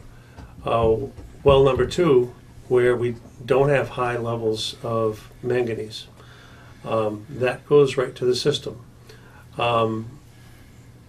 That chemical process will be pretty close to the same, but with a little footnote that we're actually starting a dialogue with DEP to change that, because we're thinking we can do it better. There's another factor. Right now, all the water's mixed. So depending on the usage of the day, you may get from one well, or you may get a mix of wells. So I'm pretty sure, and I'm not exactly sure where you live and how close you are to well number 2, but you will get, at the very least, a blend. If you're near, say, Agawam Diner, you'll get a large percentage of water that's untreated, but it doesn't need to be treated. Right. Although we are treating it for other things. We're treating it by, we're at least adding disinfectant. We're adding chlorine, and we're adding a phosphate for corrosion control. Right. But the chlorine and the manganese, okay, that is going to dissipate, and so is the chlorine because of the treatment plant. So there will be a change in Bob getting up in the morning and smelling his water will be a little bit different. If you're still smelling chlorine, it's a separate issue and we can fix it. Okay. Okay. But also with the reduced manganese, there's we should be able to reduce the amount of chlorine we add too, because we don't have to satisfy the manganese before we do the disinfection. All right. Anything else to that? No. Okay. Okay. Ms. Egan has requested a copy of the water treatment plant operations and maintenance manual from Barbara Cook at Weston Sampson. The contract with Weston Sampson requires Weston Sampson to provide the town with this manual. Barbara Cook indicated that they are currently developing the manual. I expect to have the draft ready at the end of April. This is unacceptable. There is no reason why this manual could not have been completed months ago. The manual would have outlined all the requirements that the town would need to follow regarding initial operation of the plant, etc. Budgeting for these costs would have been easier. Comments? Well, Mr. Chairman, I find that astonishing. If Mr. Griffin's saying that the plant is going to be up and running in April, and they're just now developing the operationals manual, I'm sorry, I find that, I assumed that was already in place. It should have been written up, drafts should have been reviewed by the water board several months ago. We really could have used that, actually, to do the projected expenses to operate the water treatment plant. Contract with Weston and Sampson provides for it. And I don't understand why the town doesn't have this document in its possession. Mark? There are 2 documents similar to this. One at the very beginning when they're guessing what they think is going to happen, and which we can use for data. That's kind of where we got with the problem with estimating overtime based on 12 hours a day versus actual usage. And to the best of my experience, which is relatively limited, but not so bad, Bernie can help me out, I think. Generally, contractors do the final operation O&M manual. It usually does come at the tail end of a project because they want to get all the unknowns in there. Is that your experience? It does come towards the tail end of the project, but it's gotta be available. You know, Deb talks about the availability of the manual for budgeting purposes. I look at the availability of the manual, the availability of the manual for training purposes. I don't care about the budget. I do, I'm telling you, I do and I don't. Because you got a chlorine issue over there and you're forcing the manganese out with the chlorine, which is, you know, that's an acceptable process, but it is not. Because that's creating a load in your distribution system. You need that manual to train your guys, and I think you'll agree with that, Mark. The other thing with the bricks and sticks, Deb, I wouldn't be in such a hurry to accept ownership of that plant. I don't care about the bricks and sticks either, that's an important component, but what's it there for? You have to provide me proof that that plant is working as advertised before I accept it. Absolutely. Because I don't care if you can give me the bricks and sticks all day long, but it doesn't work as advertised. I don't want it. You know, so that's just a suggestion. But at the same time, I do agree with Mark that generally at the tail end of the project is when you generally get the manual. But it's very, very handy for training purposes. But that's usually refined information from what they put at the beginning. Well, the bid specs that we bought a poly membrane system. So when that was being prepared and Weston and Sampson wrote the specifications for the water treatment plant, they already have drawn conclusions on what it's going to take to operate the system. So that data is available and should have been provided to the town.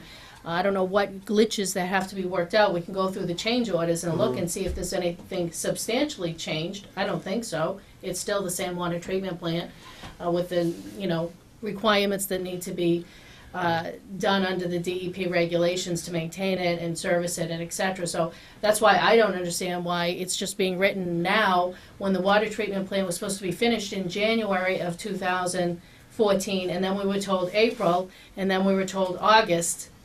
You know, that's all I'm saying is that why isn't that document it's available to the town, and they're usually, even in a draft form? It's just being written now. Right. There should be multiple drafts as well. Yeah, and you haven't even So, seen a draft. But it would have been helpful to have that. It would be helpful to have before the plant starts up. You know, I don't think it should require an email from the town administrator to find out where it is, just because I'm looking at it with the selectmen's point of view of what are we looking at future costs? Why haven't we seen anything come in? That's all. You know, it's you know, it's unfortunate that we didn't have that, and that's just now being developed. So I think we need to stay on top of that.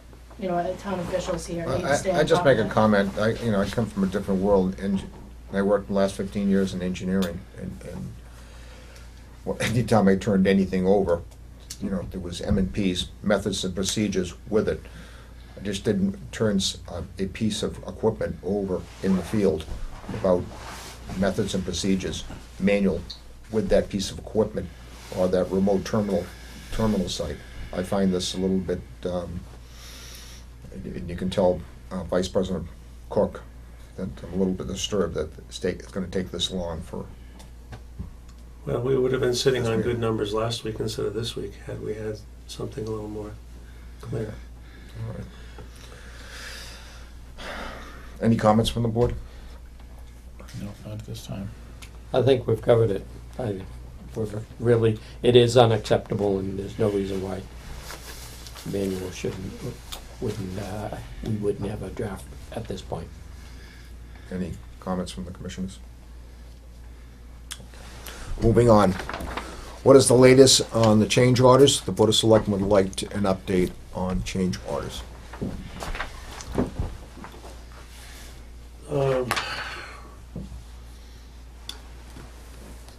The latest on change orders, we have one change order for the sewage septic tank. That is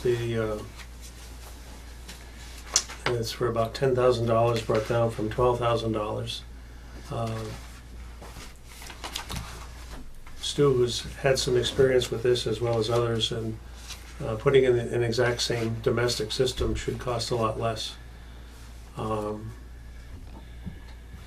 And that's where we're not budging on that. No one, we're in a stalemate with that, actually. We don't know how far we can push it. Can the treatment plant actually come online and have operators take occupancy of it if they can't use the toilets? Can we use porta potties or whatever? We might not get an occupancy permit if it's not done. On the other hand, on one side, the contractors are saying they've narrowed it down as much as they can. They're probably going to lose a little bit of money. And we've got the oversight firm saying that this contractor has been honest with us the whole project, so why would he start now? Yet on the other side, you've got John Hargraves and others saying it should be much cheaper. So we're sort of staring at each other saying, when are we going to fix this, knowing that the treatment plant's going to go online soon. And on one hand, you can say, gee, you better approve this or we can't start up the plant. I'm going to say, well, if you don't approve this, you're going to be late. Mhm. So something's going to have to happen. I don't know if we can get a different sub. Mr. Hargraves wasn't able to make our meeting the other night, so he couldn't weigh in on it. There are some other change orders. There's one for a cosmetic change. That's about another $10,000, which they're about the same price. I think that was $9,000. But it's mostly labor, and it would be filling in like a 2 or 3 inch gap. It's just cosmetic, actually. I got a feeling that one might not make it. But other than that, the only other change order that has not been brought up yet that I might see something coming, and I'll explain everything, is we need to bring a service in for telephone and for internet from the road to the treatment plant. And that will service the phones, the personal computers, and the SCADA. Right now on the SRF, that budget, this is a brief conversation I had with the contractor, with Weston and Sampson basically, that this might be a change order, but on the other hand, there were some other categories in the SRF that didn't use all its money, so we might be able to shift money and not be a change order. But other than that, there are no other change orders. There are some small ones that have already been done and looked at. They just have to be processed. But the two biggest ones that we know of are the cosmetic one for $9,000 and the sewage for $10,000, and then potentially, but we're not sure yet, something for bringing in telecommunications from the street. But other than that, there's nothing else. Is that going to be aerial or conduit system? Conduits. Conduit system. Yeah. Where do we stand on the total change order percentage? I know when we first started getting some of these change orders, there was some controversy about some of the drawings and things that were kind of omitted from that kind of, there was a lot of back and forth on that. Mm-hmm. And we were told that the contract had actually incorporated a 5% total cost for change orders. And where do we stand with that 5% versus the total cost? Yeah, even with the change order to extend Weston and Sampson's oversight services, and I'm going by memory here. I know we're well under the 5%. I think it's around 2%. When we first started this, it was 1%. 1% of overcharges balanced off by about the same of credits. So I think we were 1/2 of 1% 3 months ago. So right now, I think credits is still about 1%, and I think change orders is 2%. So we're net probably still around 1%. Okay, because I have a theory. Okay. You look nervous, Bob. My theory is we're getting near the end of the project. So they're gonna run out of things they're gonna find wrong and have to replace or fix with change orders. So if we can't jack them up now, we won't have the chance to do it later. So that's why we get a $10,000 septic pump. That's my theory, and strictly my theory. Mr. Chairman, can we get a brief on what the nature of this cosmetic change orders are? I mean, is this something that was left out of, once again, architectural plans, that we're missing other key elements like structural beams and things like that, that I find, you know, an issue Wires with not to pumps. faulty plans, but electrical wiring to pumps that were missing from plans that were included in the bid documents. What could be cosmetic in a water treatment plant? I guess The partitions within the building, there's a 2-inch gap, and you would fill it with a pseudo furring, something that looks like wood, but it's really plastic. And there's about 200 feet of it going all the way around. So it looks like a sill plate, a piece of wood that you would see it going all the way around the building, but there's an air gap there. And it's really, I haven't seen it yet. I know went down and saw it, but and it can be done anytime, so to me it's not a high priority. I'll worry about it later, sort of thing, but I got a feeling that's not going to get approved. But there's an air gap between the walls and the ceiling? Not to the outside walls. This is the inside the building partition. It's like the trim that goes It's like around a the top. trim up there. It's molded around the top of between 1 by and 4 6. PVC trim, 1x4, yeah. $9,800. They So- forgot it? Excuse me? I'm Is it missing off the architectural plan?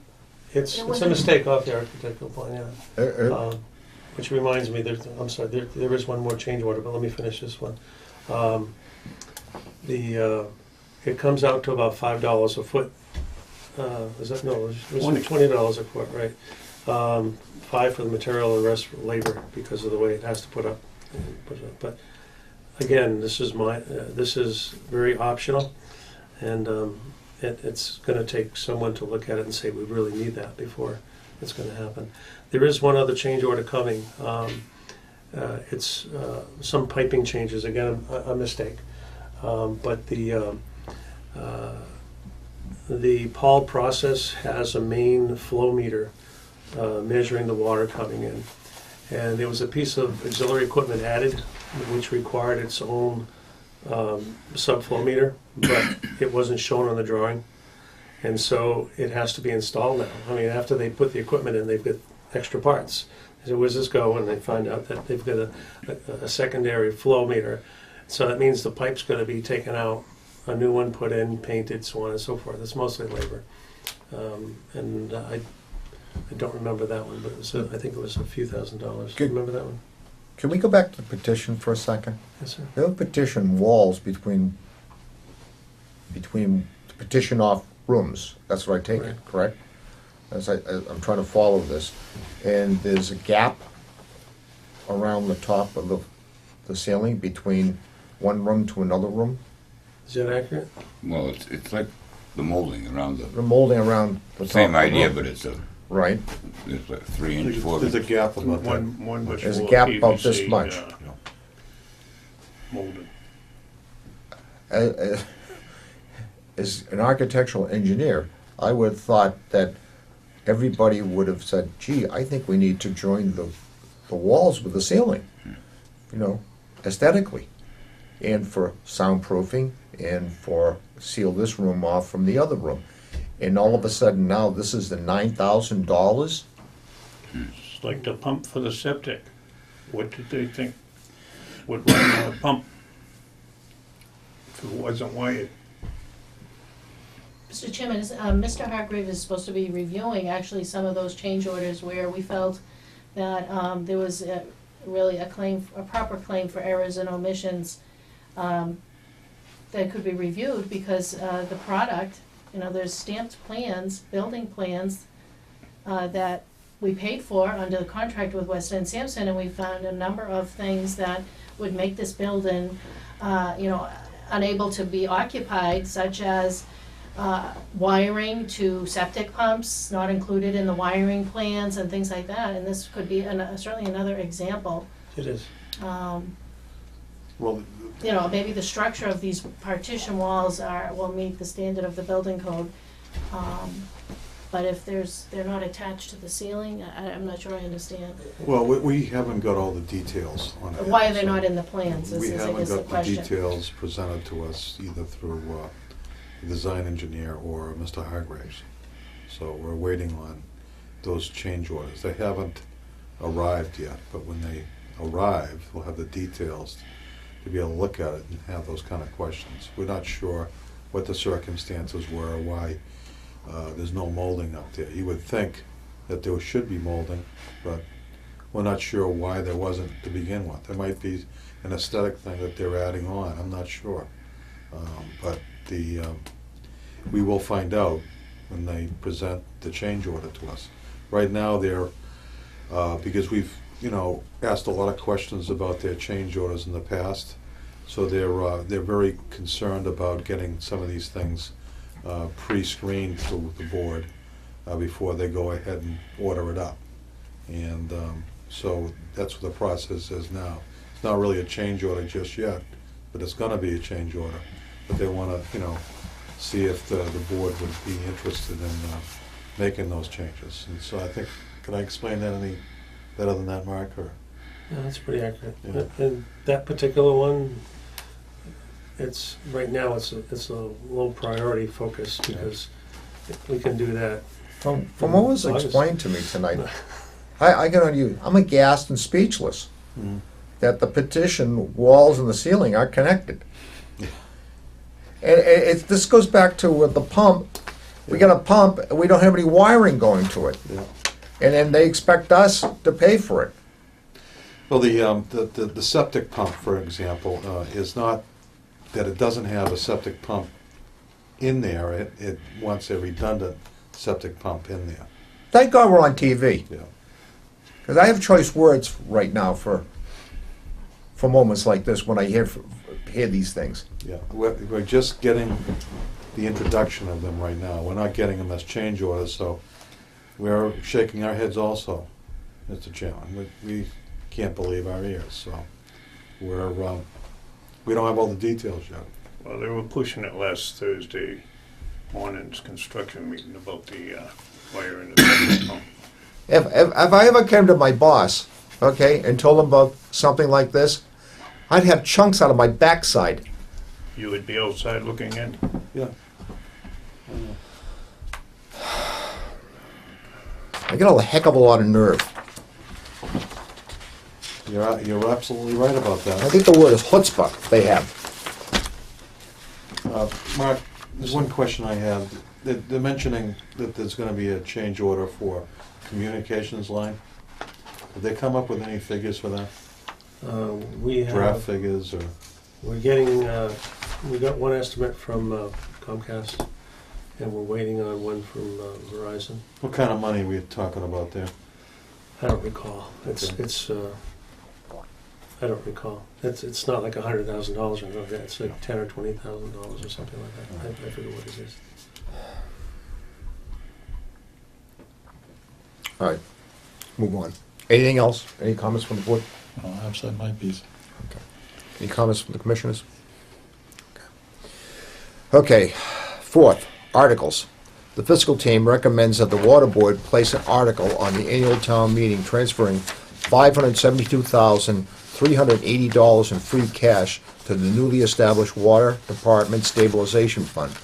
The water board needs to vote by roll call vote to request to place this on an article on the annual town meeting warrant. The Board of Selectmen needs to vote to open the annual town meeting warrant to place the article on the warrant and to close the warrant. There are no other spending articles on the warrant. Have entertained a motion to open the annual town Well, meeting. Mr. Chairman, they actually need to vote to request that, so the free cash Okay. has been certified today, the water board has 572,380. So unless that's otherwise appropriated at town meeting, they'll have no access to that, so it would be prudent to put that in the newly created stabilization fund if they need it, to offset, water rate increases and things like that that may happen, or to save for the replacement of the Paul membrane, which is really this sort of off-budget fund set up to save for the future costs that are gonna be needed to do these, capital replacements. This is where it should probably go. so that they will have access to it at a future town meeting. The commissioners wish to. Right, hear a motion? I'll make that motion. Roy made the motion. Do you have a second? I'm just thinking a minute, there's quite a piece of change to, for the water department to keep on the end. Those membrane things, it's gonna cost all the money. You don't need one tomorrow. I was just thinking half that.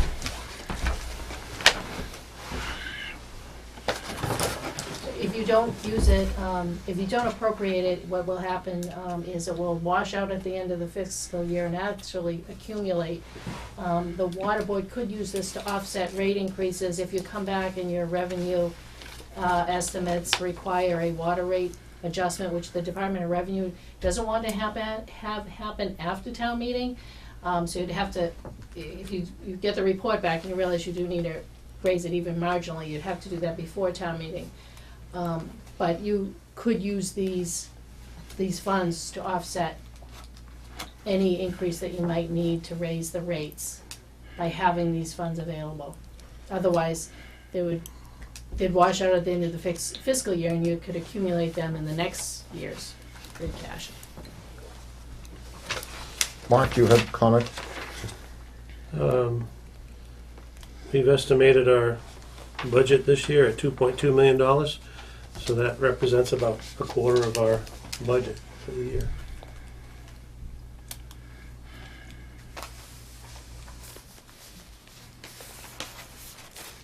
And we had a discussion before about capital improvement. As the town administrator was saying, it could offset rates, but it could also be used to either expand, repair, or replace piping and hydrants. But that's a lot of hydrants. That's a lot of money, actually. I'm thinking, maybe I'm speaking out of turn, but perhaps it should be used to lower the rates, if that's where it came from to start with. If it came to the ratepayers, came from the ratepayers. What do we have in free cash right now? This is the number that came in, so effectively, this means that last fiscal year, this is revenue in excess of expenditure. So they had raised the rates, and as you know, you felt them when they were raised, so these are revenue in excess of expenditures. That's how it actually came out. So that money is now on the books officially, according to the Department of Revenue. So unless it's otherwise directed by town meeting, it will just, flow into, it'd be certified as free cash in the following year. So by certifying it now means we can use it next year?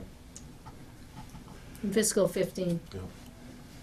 And are we, You can use it at the special town meeting, but there was nothing that was gonna come up. This would be in fiscal 15, Yeah. in the stabilization fund. What do you have on stabilization now? This was just created last town meeting. Right. And I believe they put in the free cash last year. They had a free cash amount of $344,000. 344,000. Okay. Could we use 272 to lower the rates, or at least keep them level and 300 in the stabilization fund? What you might be able to do is put the 72. 572,000 that you have now in the stabilization fund and not incorporate in the new rate structure any money to go into the stabilization fund. Because at some point in time, you're gonna have to change those membranes, and that's gonna be a Right. big ticket item. So you're gonna need money set aside, and that money's coming out of the rates. Yeah. Now, if you set it aside a little at a time, Yeah, I for realize 7 that. years, they say that it's good for us. I mean, we should be putting something in each year to. right, so that needs to be in the rate structure. But if you've got this extra cash, then you can drop that amount you're taking out of the rates and putting in the stabilization fund to keep it level. All right, I'll go along with that. Okay. So where's the vote now? Just a motion by Mr. Ricker. Stu? Mr. Delzo. Second. Stu seconded. Aye. All in favor? Aye. Aye. Roll call vote. Tim Toomey? Right. That's two Delzo. Okay, have a motion to open the annual town meeting warrant. I'll make that motion. Second that I motion. have a second. All those in favor of the roll call vote? Aye, Joe Perry. Robert Snow. I, Robert Murray. Okay. And to place that on, that article on the town meeting, have a motion on the warrant. I'll make that motion. Second. Have a second. All those in favor, roll call vote? Aye, Joe Perry. Robert Snow. I, Robert Murray. Have a motion to close the annual town I'll meeting. make that motion. Second. All those in favor of the roll call vote? Aye, Joe Perry. Robert Snow. I, Robert Murray. That's two Delzo. Oh, no. That's a, Stu, you're on that side of the table now. I have a question. And I asked this before. Mark, do you know what the cost of this Paul membrane is? It's, I asked at the last meeting, it is every 7 years, I think it's $100,000. 100,000? Yeah, there are 2 units, and you have to operate one so that it goes in, well, you can't just shut one off, you need Right. to keep running them. But you can run one more so that it gets replaced in 7 years and the other one in 10 years or something like that. They're $100,000 a unit? I believe that's it. Now, but what's it gonna be in 7 years from now? Oh. Usually, That's a good point. but usually with technology, it's, it's cheaper in the long run Well, because depends more are on- being Like made. say Depends on the that. technology, I think, Bob. These days, technology seems to be getting more expensive. Well, We replace wood That's true, with Bob. plastic, and it costs twice as much. yes, yes. So, doesn't make any sense, but it's Good okay. point. Well, anyways, because that was a question I've asked the last 3 years, and that's the first time I got a number, and that number has fluctuated 5 times that amount. Now it's down to $100,000, so I'm Yeah, at one point I- we heard 500. $500,000 per That's what I member, thought, and then I asked at the last construction meeting. and they said $100,000. 100,000 every 7 years. But I think Roy has a good point. We won't know until we have to buy it. Yeah, Yeah. that's true. But again, usually technology gets cheaper, not more expensive. Because the more tech we use, the more plants that come online, that is going to come down in price, shouldn't go Be up in nice. price. It's just like TV sets. I mean, you You can might buy a have a- TV set a lot cheaper today. Do you need to tell me we may win at some point? The wind's at our back. They might have a premium unit that comes out and that would last longer and might be more expensive and might be something we could entertain at that Well, time. I mean, that's a lot better price than what we've heard in the Yeah. past. And, trying to get that figure was like trying to nail Jello to the wall. It was just awful. It's in the operations manual. Tell you what we're gonna do. Yeah. We're gonna wait till we need to replace the membrane. And if it comes in at Bob's price, we'll give everybody a free December on water. If it comes in at the first price we heard, then we're gonna raise their rates in December. So, 6 of one, half a dozen of the other. Probably be outdated by the time we need it. Yeah. Mark, if you could nail that down again, okay, just make sure that is the price, the $100,000, okay? I'll get some quotes. Okay, because we were expecting to have to put a lot of money into stabilization. If you remember, Roy, Tim, Stu, that we were gonna require that money to replace these Yeah, we were membranes. talking 4 to 5 before. Yeah, Right. so. All right, with that, any other issues? Okay. Entertain a motion to adjourn the joint meeting between the Board of Selectmen and the Water Commissioners. I'll make that motion. Second. Have a second. All those in favor of the roll call vote. Aye, Joe Perry. I, Robert Snow. Hi, Robert Murray. Hi, Tim Toomey. I reckon. I was 2 Delzo. Gentlemen, thank you for coming in tonight.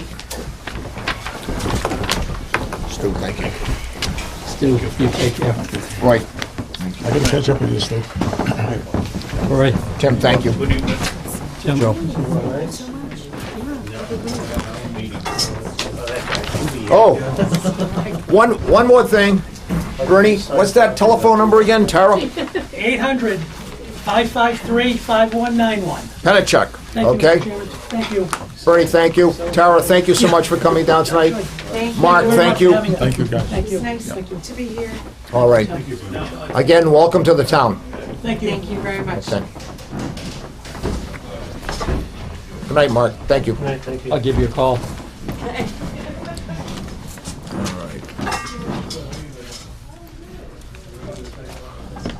All right. Is it 8:10 already? It is. 8:10, yes. Yeah. All right. Let me see, where are we here?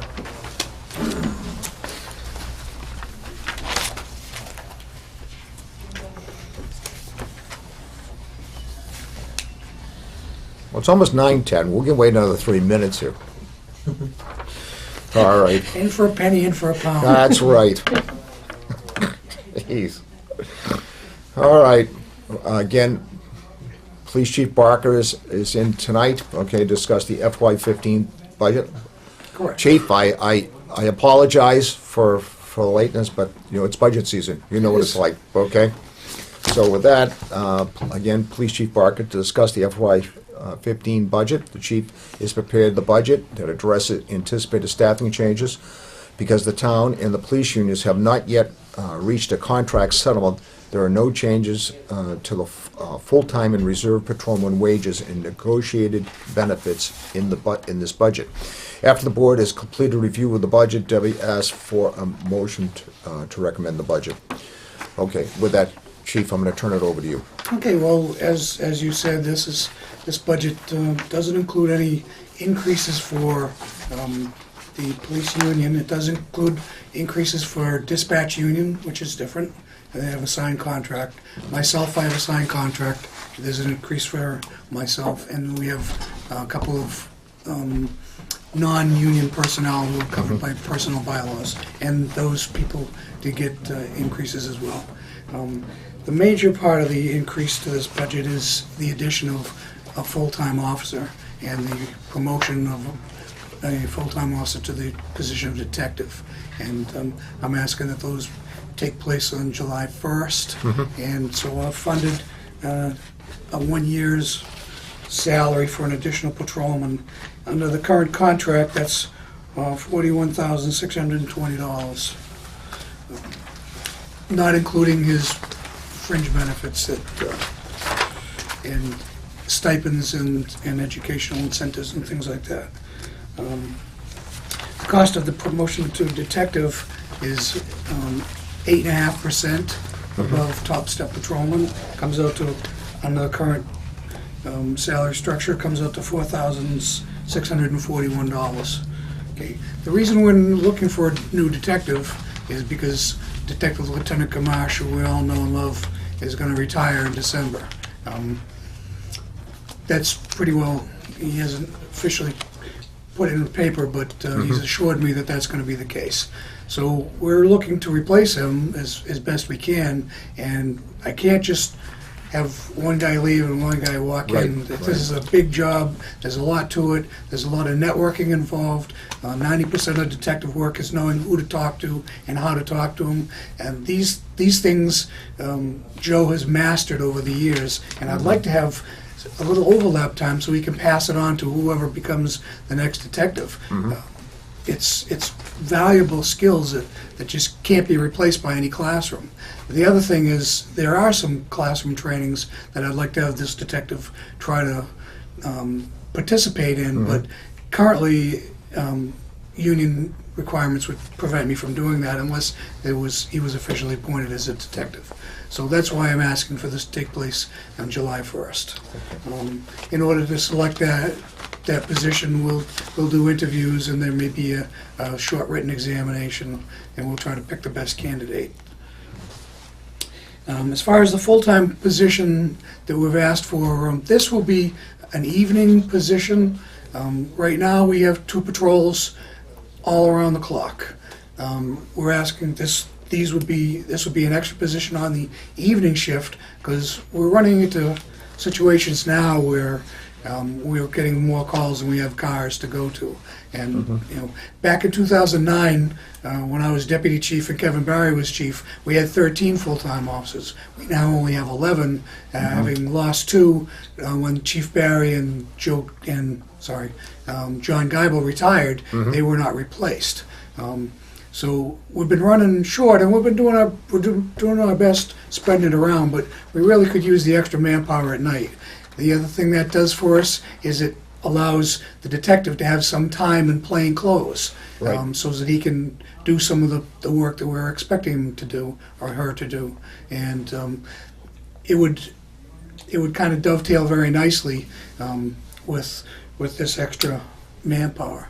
The other advantage to doing it this way is when Joe leaves in December, we'll have an open spot, and we'll need someone to fill in his hours right away.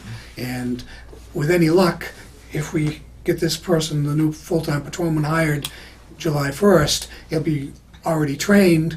When Joe leaves, you can just assume those hours until we can get a second person trained. So that's the goal, and maybe a little lofty, trying to get all this accomplished in a year, but we'll do our best.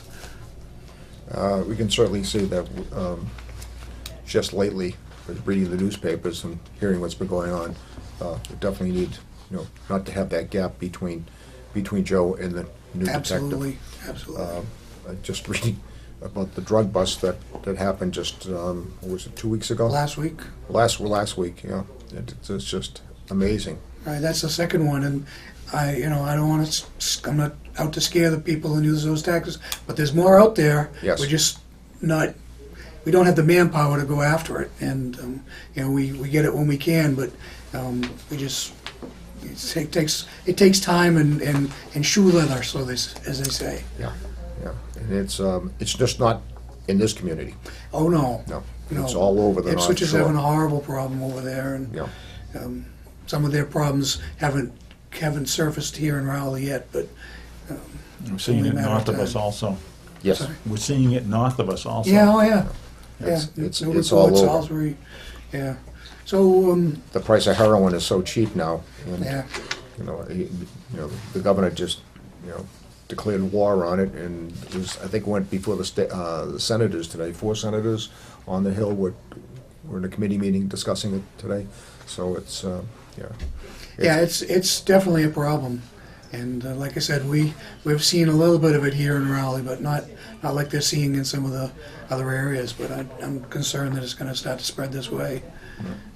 Well, anything we can do here to expedite this, we can do. Anything else, Chief?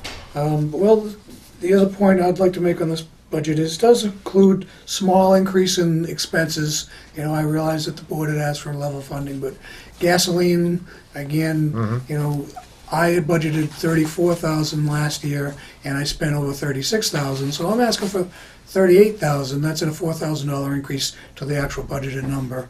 And then I've got some service contracts that just keep going up. Our computer software is proprietary. When I took over, it was about $8,000 a year.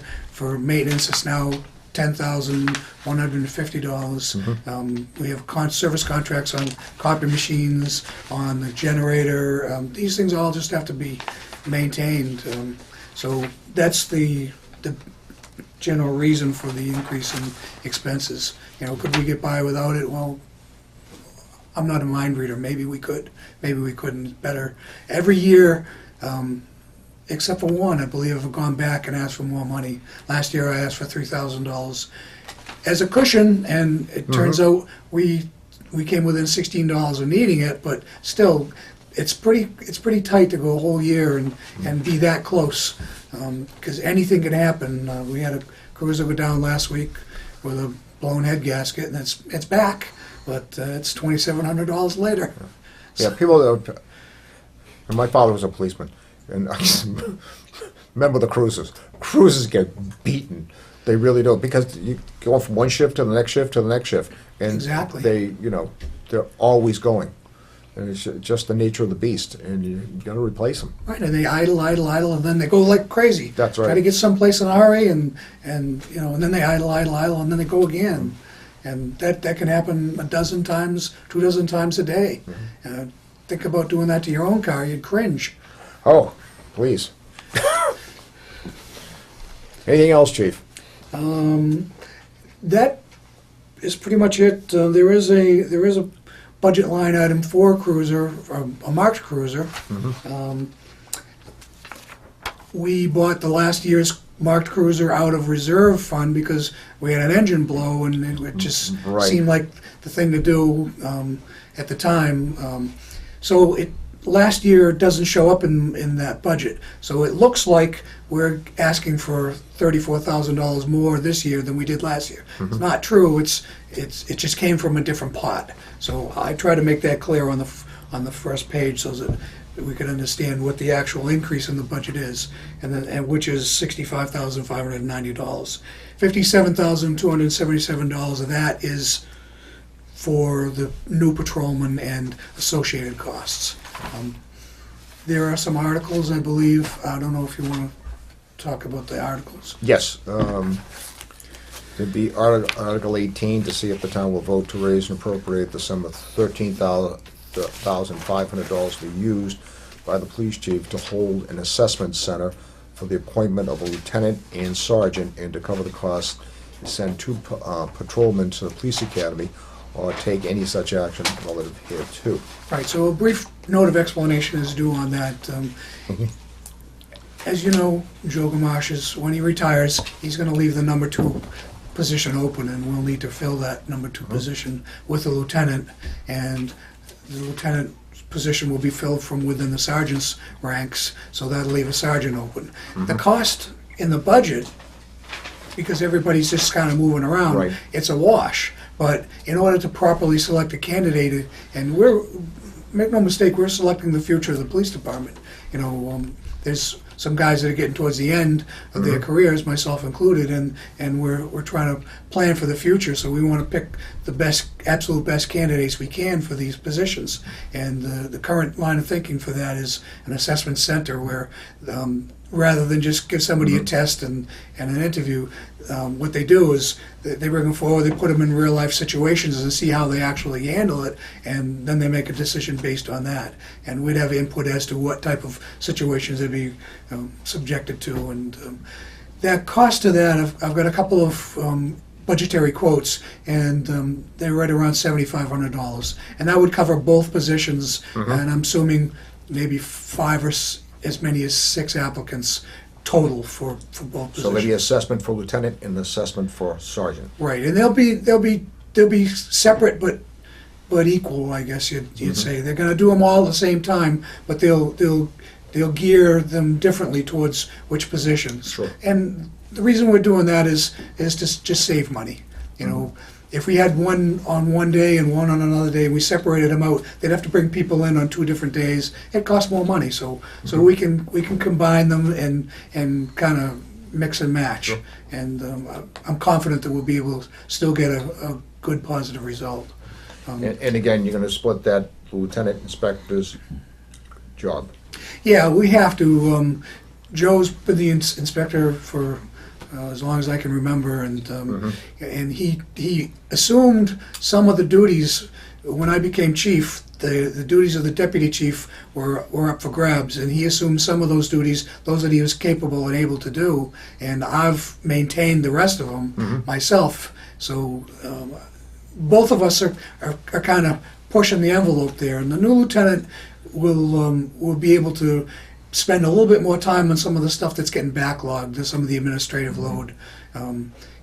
Things like rewriting policy and procedures to keep up with the current laws and things. We do that as we can, but I'll be the first to admit, we're behind because it's up to me to do it, and I just don't have the time to do everything. So the new lieutenant will be split off. And I think it'll make for a better, smoother running department. Yeah, it's always a managerial position anyway. Yeah, for a lieutenant. yeah.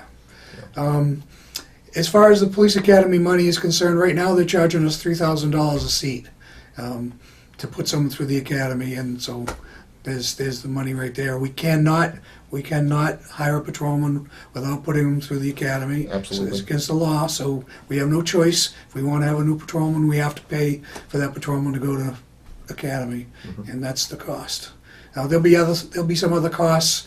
I have to get medical tests and things like that. We'll try to pay for that out of the current budget. I think we can manage to do that. Okay. Anything else, Chief? Capital needs? Well, that's already on the Okay, warrant. okay. That's Yeah, all right. this is the We one don't that need to is I just want to make sure I don't leave any questions unanswered. Yeah, we already have, the selectmen approved the capital plan that calls for the purchase of an unmarked vehicle, so that's already on the warrant. But the selectmen haven't approved this, so they need to vote to put this on the annual town meeting warrant. Okay. This article that To put Article 18? This. Do you have any questions, Joe? I don't. Bob? I don't know. Okay. I'm busy, John. Can I have a motion to open the annual town meeting warrant? A motion to open, close, and you can make it under one motion We're gonna make if it's it to easier. open and close. And place the annual town article as meeting drafted. I'll make that Place the one. article. Oh, you gonna make it? Have a motion? Open the warrant and place Article 18 and close the warrant. I'll second that. A second, all those in favor? Aye. Aye. Okay, it's placed. Okay, and closed. Open, placed, and closed. Okay. We have to recommend the budget? Yes, that's the other, just so that we have a recommendation from the selectmen, so that tomorrow night Chief Barker is gonna be meeting with the finance committee, and they do have a draft of this budget. Mr. White's here. Any questions on the budget? No. Can I have a motion? I'll make that motion. Have a motion? Second. Have a second? All those in favor? Aye. Okay. Good job, Chief. Chief, thank you so much. Appreciate your efforts. No, We really do. good job. All right. Thanks, Chief. Thank you. Good night. Thank you. Good night, Chief. Thank you again. Okay, that takes care of our appointments for tonight.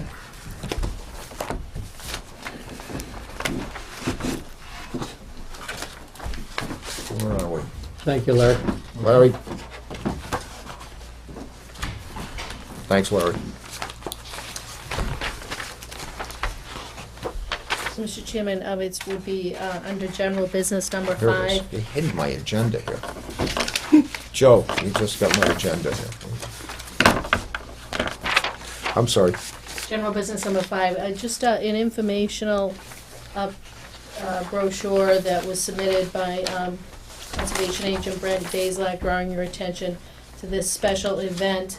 Rowley is one of the sponsors of this. Mm-hmm. This is part of our stormwater Fair program. publicity component of our existing plan with the Environmental Protection Agency that we've had in place. So this is, if you want to just read that date and time and that pertinent Okay. information. The Stormwater Fair Program, Saturday, April the 5th, 2014, from 9 a.m. to 12 p.m.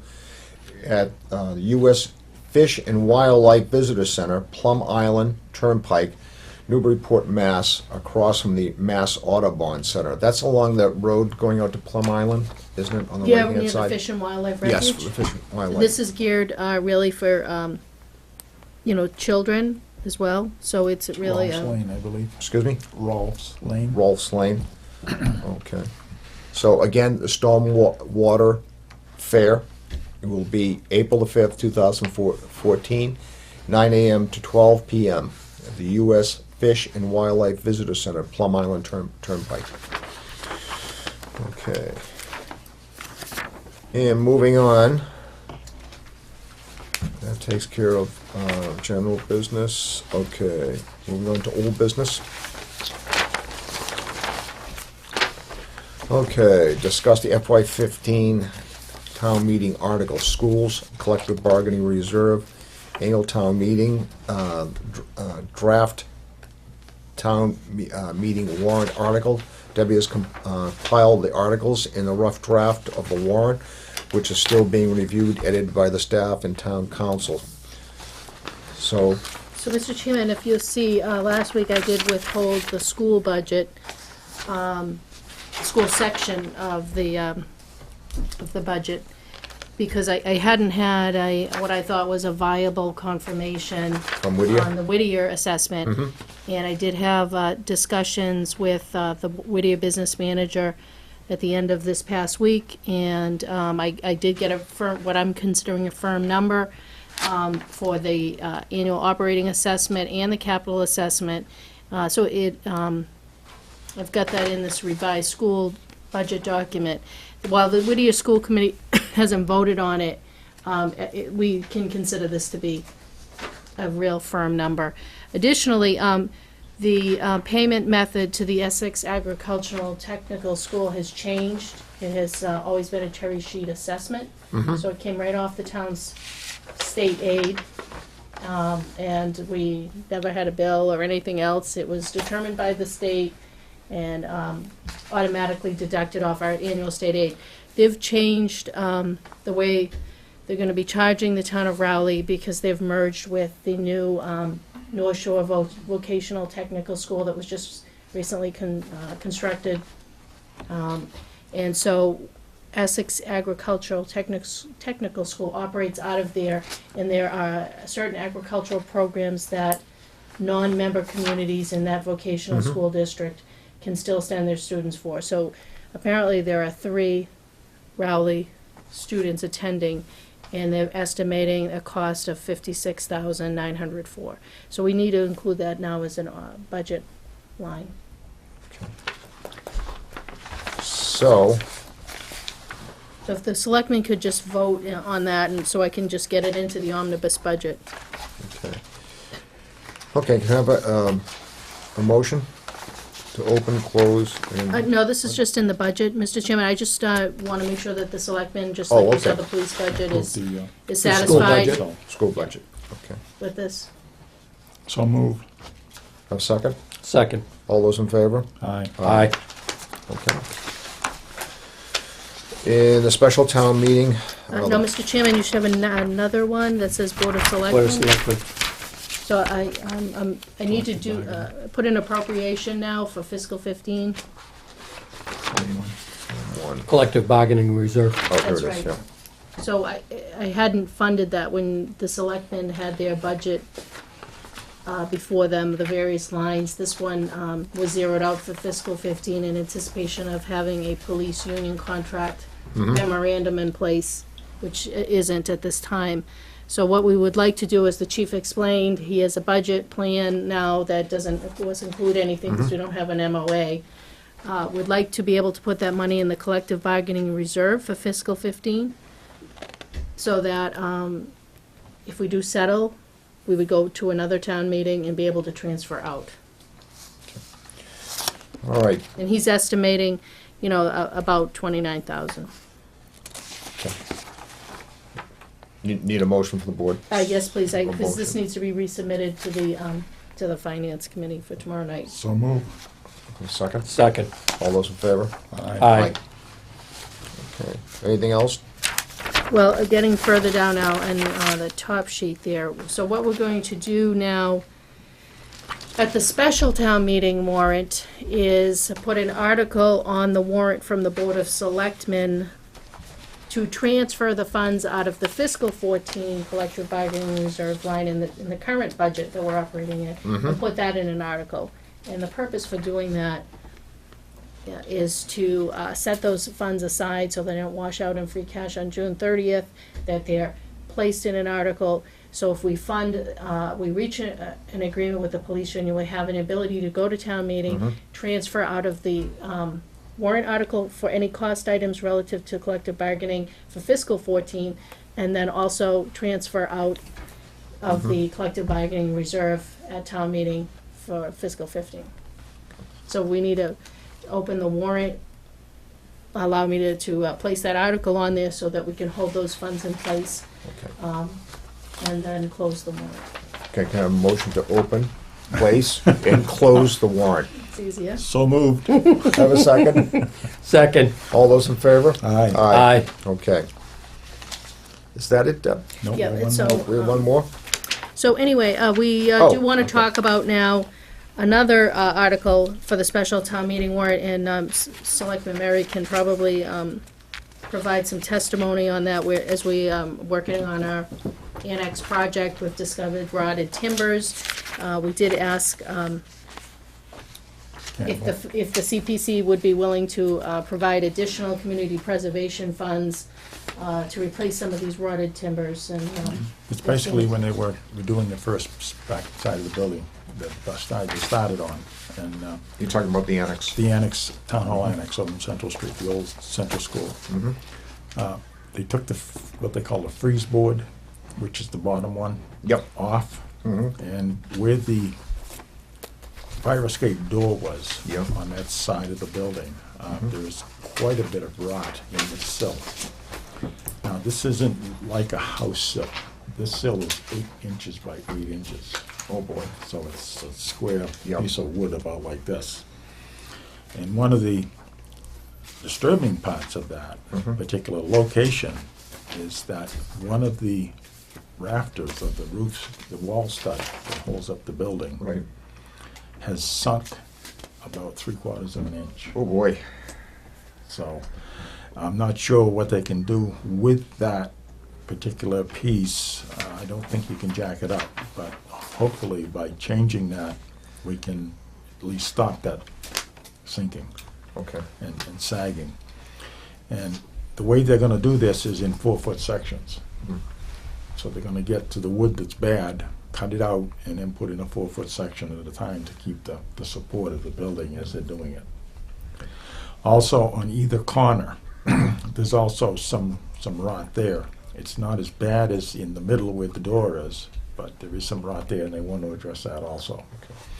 And hopefully, it won't be too bad around the building, although they have added funds in their mind. They feel they can cover anything else they might find Okay.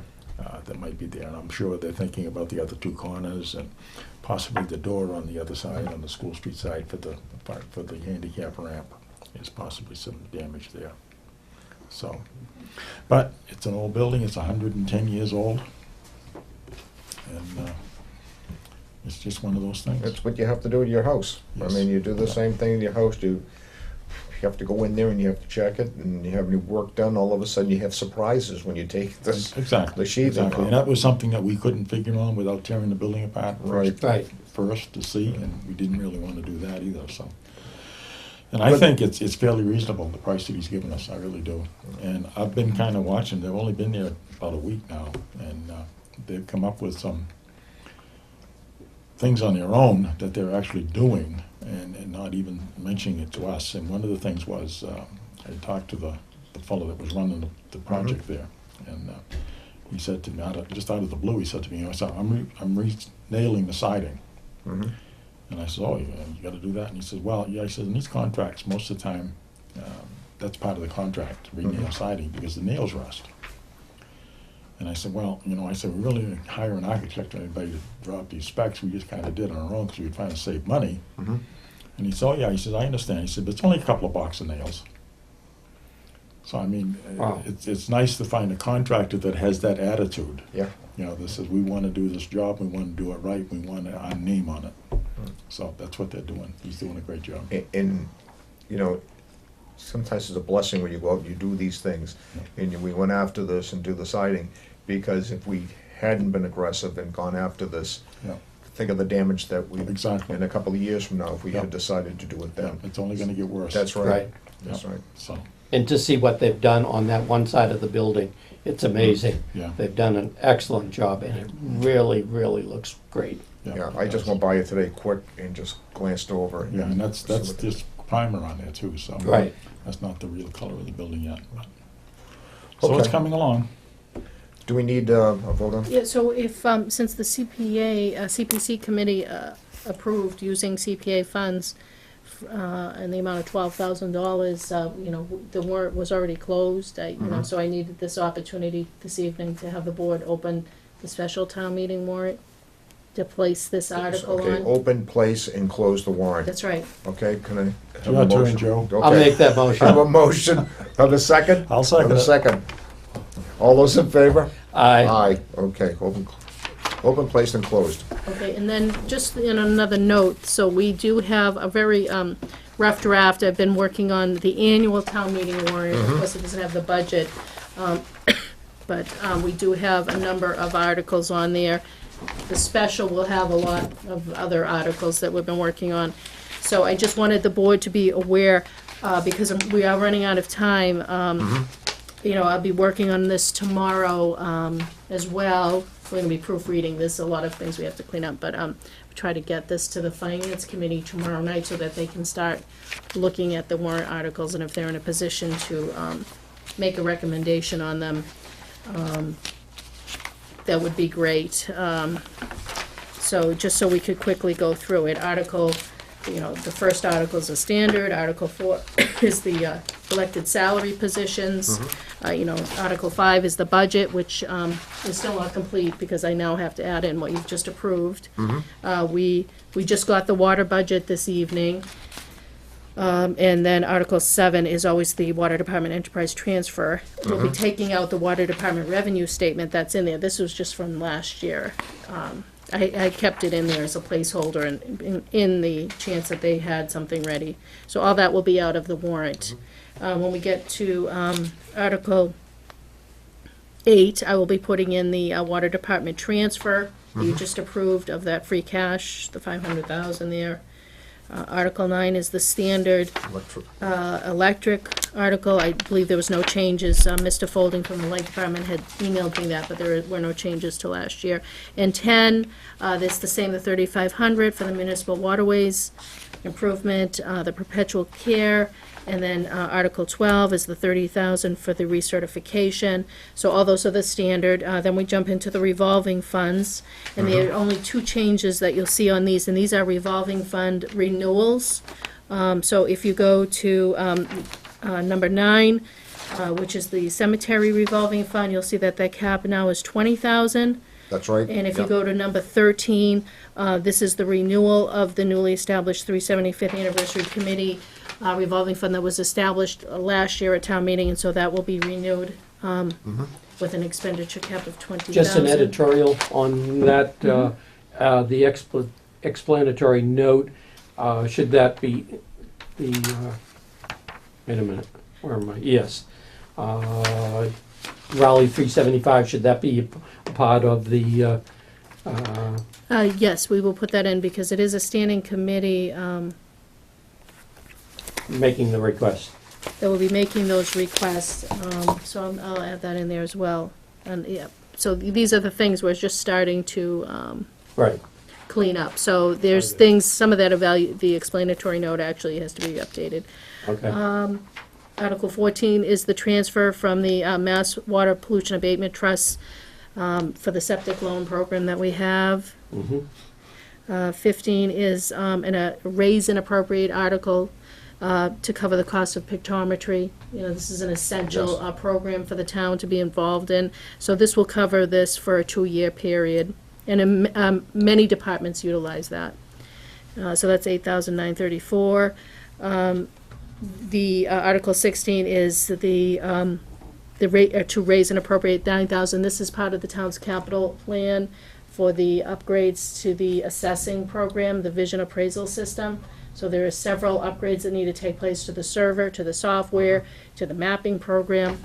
It's essential in order to, that's how the tax rate is calculated from.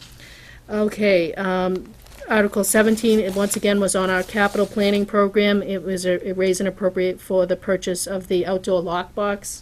So that's $1,300. Article 18 was just approved by the Board of Selectmen, the $13,500 for the assessment center and the police academy costs. Yes. Article 19 is once again part of the capital plan, $26,252 for the purchase of an unmarked vehicle for the police department. We need to replace the 2009 unmarked vehicle. Article 20 is to raise and appropriate $2,000 to be added to an existing article that we had going back to 2011 to cover the cost for the OPEB study under GASB 45. So that's so that we can continually reevaluate our unfunded liability for retiree health insurance. So that we'll be able to, once again, do that study. Article 21 is a part of the capital. You're already familiar with that. The $180,000 that we are going to be borrowing for the purchase of the new Highway Department 6-wheel dump truck, salt and sander. And that will essentially replace the 10-wheel dump truck, which we purchased in 2000. So that will either be traded in or sold or somehow properly disposed of. And Article 22 is the appropriation article and borrowing authorization article for the new ladder truck. So essentially, this is contingent upon a successful passage of the ballot question, which will be in the following week of town meeting. So you can make your presentation to the townspeople that have an opportunity to hear it and see it, and find out more at town meeting. And if they do vote to approve this, it still isn't valid until the question is passed at the annual election. And we'll be paying off the engine, I can't remember which engine number, It's in at the forestry. no, the engine we bought in 2006, the pumper, Engine 3. engine 3. I believe it's engine 3. We pay off that. That'll be paid off this year, and now we'll go I into. believe that is paid off, yeah. Yeah. I guess it is, the forestry's paid off too. Then we'll move forward and we can, purchase the ladder. Yep. That's, as you have all discussed that at prior meetings. Okay, the next one is the annual appropriation for the community preservation funds. So that's inserted by the CPC committee, the CPC. Article 24 is once again, we have to continually appropriate funds and put them into our OPEB trust. And that's, something that we have to do, that the bonding agencies want to see, the auditors want to see. So that funding schedule is consistent with the prior fiscal year. And additionally, the next article is the appropriation for the stabilization fund. Once again, you need to build up that account in order to get, good Credit bond rating. ratings and Bond things like rating. that. Article 26 was an article put in by the Board of Assessors, which is to allow the town to create a, almost like similar to the senior tax credit program we have for individuals who are over the age of 60, that they can work off some of their property tax expense. This would apply to veterans, eligible veterans, under the Valor Act. It's important to take care of our veterans. Okay, Article 27 and 28, these are the two salt marsh parcel articles that you had meetings about in the fall with Ann Gagnon of the Division of Fisheries and Wildlife. These are parcels that are literally in the salt marsh, and there's some question over title issues, and they have offered to do the title search on both of them. They are asking to purchase one and asking for the conveyance of another. So these were already put on a while ago. And then the next one, Karen Summit, was before the board in the fall, I believe it was in October, with a presentation to you about accepting Mass General Laws, Chapter 200A, Section 9A, which allows for any of these abandoned funds and checks that have not been cashed. Right now, under state law, they have to be turned over to the state treasurer. This would allow those funds to remain in the town and be deposited in the general fund. Okay. The last one has been inserted by the moderator. It's an amendment to the general bylaws by creating a new bylaw called Town Moderator. And this bylaw calls for the term of the moderator to be set at 3 years. Currently, it's at 1 year, and as most elected offices in the town are for 3-year terms. Makes sense. Mrs. Peterson had brought this up with me, and So we've had that reviewed by the town's attorney, and she's written up that language. What do the other surrounding towns do? Are they 1 or 3 year terms, or? Well, I think it just depends on the municipality. Municipal, But I know okay. in Raleigh, it seems to be the only position that's, elected position that's up 3 on an years. annual basis. I can't Yeah. think of It really should be a anything. 3 year. That's not, so. And it does Just allow never- some Never had anybody consistency. request it, so. There's a lot to it. Yeah, You know, there is. parliamentary procedures, Robert's Rules of Order, and you've got town meeting time. Yeah. It's just not a fly-by-night position, you know. Okay. It's necessary. So that's where we get to this, and I know the next item on the agenda is to discuss the ballot questions that I actually copied on a separate piece of paper, but which are in that draft warrant. So the Board of Selectmen needs to review those and vote to place that on there so I can communicate that back to the town clerk, because she's gonna have to get the ballot ready. All right, the ballot questions are as follows. Question 1, shall the town vote to have its elected highway surveyor become an appointed highway surveyor of the town? Yes or no? Question 2, shall the town vote to have its elected tree warden become an appointed tree warden of the town? Yes or no? Again, those two positions, the highway surveyor and the tree warden, all come under the same hat, I guess you could say. Question 3, shall the town of Raleigh be allowed to exempt from the provisions of Proposition 2.5 the amount required to pay for the principal and interest of a $735,000 bond issued in order to pay the cost of purchase a ladder truck for the fire department and for the payment of costs incidental and relative thereto, which would be yes or no. Okay, any comments from the board? Make a motion. Do I have a motion for those questions to be placed on the ballot? I'll make the motion. I have a motion. Do I have a second? Second. I have a second. All those in favor? Aye. Okay, moving on to old business number 3. Discuss the purchase of the Raleigh Girl Scout camp land. CPC has agreed to support the purchase of the Girl Scout land. We have 2 articles on the special town meeting warrant. One, $2.5 million for the purchase. 2, $40,000 to be used to survey the legal work and granting consulting. This need to be voted on? But we already had that on the warrant. You put everything on the warrant closed Thursday, so this was already Okay. approved That's last on week. there, okay. So we just want to make sure that you're fully informed that the CPC approved those requests. Okay.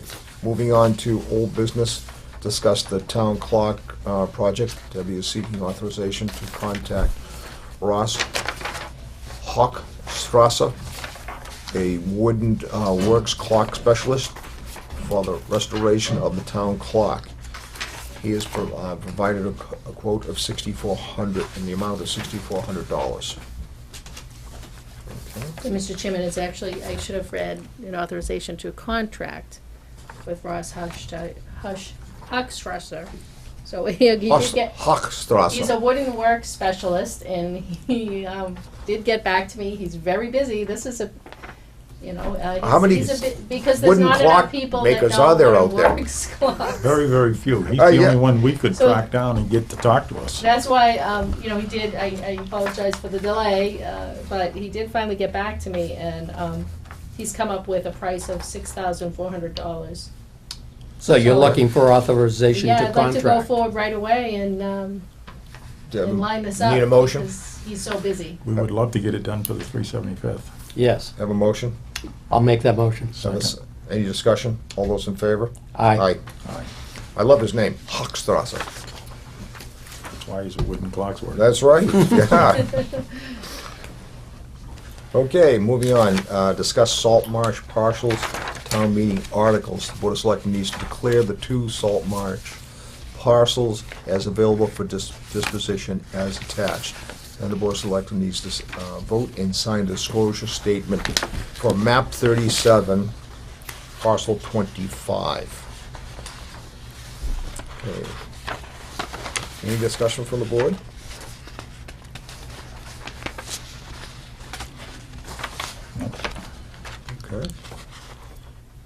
have a motion to sign? I'll make that motion. Second? Have a second? All those in favor? Aye. Aye. Aye.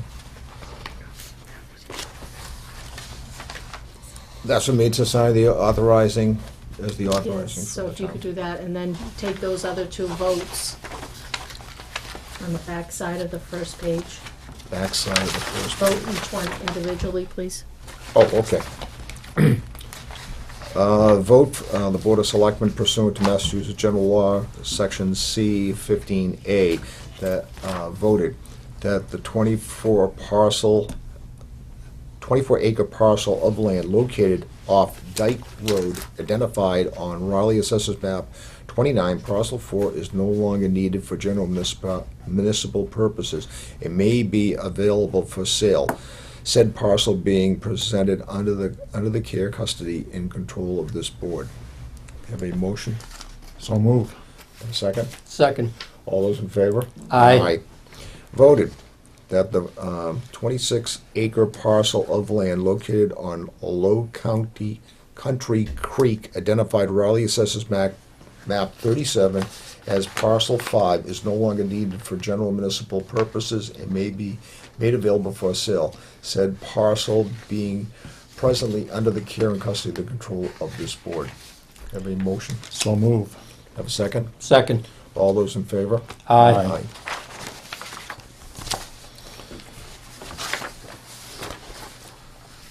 Okay. New business. Discuss FY14 reserve fund transfer request. Debbie needs to seek the reserve fund transfers from the Finance Committee for the following budget lines. Town Hall, $5,000 to cover shortfall due to heating oil costs. Town Hall Annex, $3,500 to cover emergency repairs to the heating system.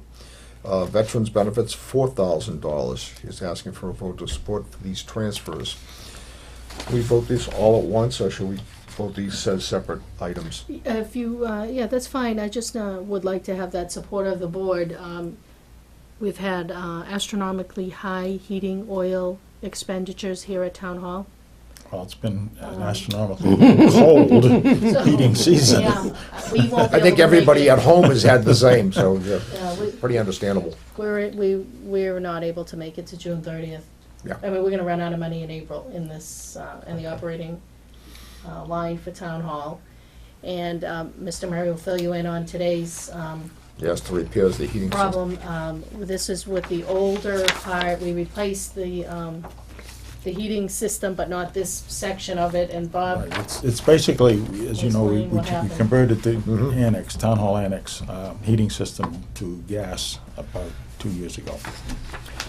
And as part of that process, there is a condensing unit that's there, which brings the steam comes back from going out through the rooms, comes back down in its condensing tank, condenses, and then is pumped back into the boiler as water.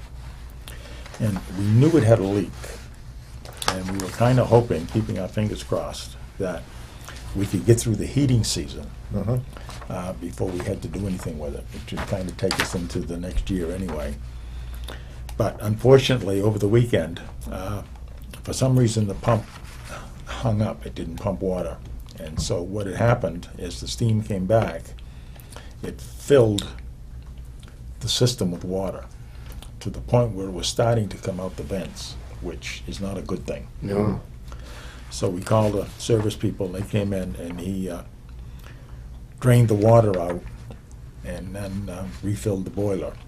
So, and there's no guarantee on it. He said it could work a couple of days, or it could be gone tomorrow. So we looked at the options, and actually Debbie had called me this afternoon, and I knew there was another condenser in another section of the building. So I was kind of hoping, or beyond hope anyway, that with my fingers crossed on both hands, that we could use either the tank or some parts off of this old one that was there. And it's nowhere near to the configuration of the one that's there. So I had the serviceman look at it. He didn't think it was salvageable. The pump, we don't know why it was taken out of service, so there's probably something wrong with it anyway. the motor is obsolete, so you can't replace the motor without having it rewound. It's just the plumbing fittings and things don't match, so there'd be a lot of extensive work trying to get it in there. And after we did that, we wouldn't even know if it would work until we tried it. So, giving those conditions and the fact that we've got this far with the system, got a new system, is giving us a fairly economical heating season with the gas side of it, that if we could get the 3,500, he would be here tomorrow to replace it with a new one. So, that's just the... It's been a tough year on It the has. furnaces this year. It has, and I mean, we knew the tank was old, and we knew it needed to be replaced, but we were just kind of hoping beyond hope that we could get through, and it just didn't make it. So, if we can Okay. ask for that transfer and they give it to us, then we can at least get it done. Have a motion for the board? I'll make that motion. Have a second? Second. All those in favor? Aye. Okay. All right. And veterans benefits? Oh, Is that, I thought that motion covered all. that all covers. Oh, okay. That covered everything. No, okay. We didn't discuss that, but we are getting more veterans on the, I know if you look at the list every 2 weeks, we have a few more veterans that are needing assistance. Yeah. So that's why the price is going up. Yeah, it's just, it's unbelievable, veterans coming back into the, trying to come back into the workplace. Yeah. And many of them are unemployed. Just, there's no jobs out there for them. Right. What a shame. And, and we've got some older ones that are in the housing, Yep. down at the housing, and they need medical service. So, and it's something we have to do. I mean, It's the least we can do. It's something that we're actually forced to do through law, but I mean, it's the right thing to do. And we shouldn't have to be forced to do it. We should do it on our own. So, 75% of those costs come back to the town and to the general fund the following year. so Yeah, it's, we just didn't know we were going to get those extra people, so the budget had gone up. So, they went out of their way to serve us, serve the country. absolutely. And they lost those years of their life in the service to the country. It's the least we can do. Okay, moving on to minutes. Okay. February the 10th, 2014, executive session. Everybody read them? Yes. Entertain a motion. I'll make that motion. Have a second. All those in favor? Aye. Aye. February 24th, 2000. I don't think we can do that. Oh, we can't. Yeah, we can't do it because I wasn't here. Okay, I have to abstain myself from doing it. We need 3 people. Right. Okay, so we can't do that one. Okay, March the 3rd, executive session. Have a motion? I'll make that motion. Have a Second. second? Have a second? Second. All those in favor? Aye. March 10th, 2014, do I have, everybody read them? Yep. Have a motion? I'll make that motion. Have a second?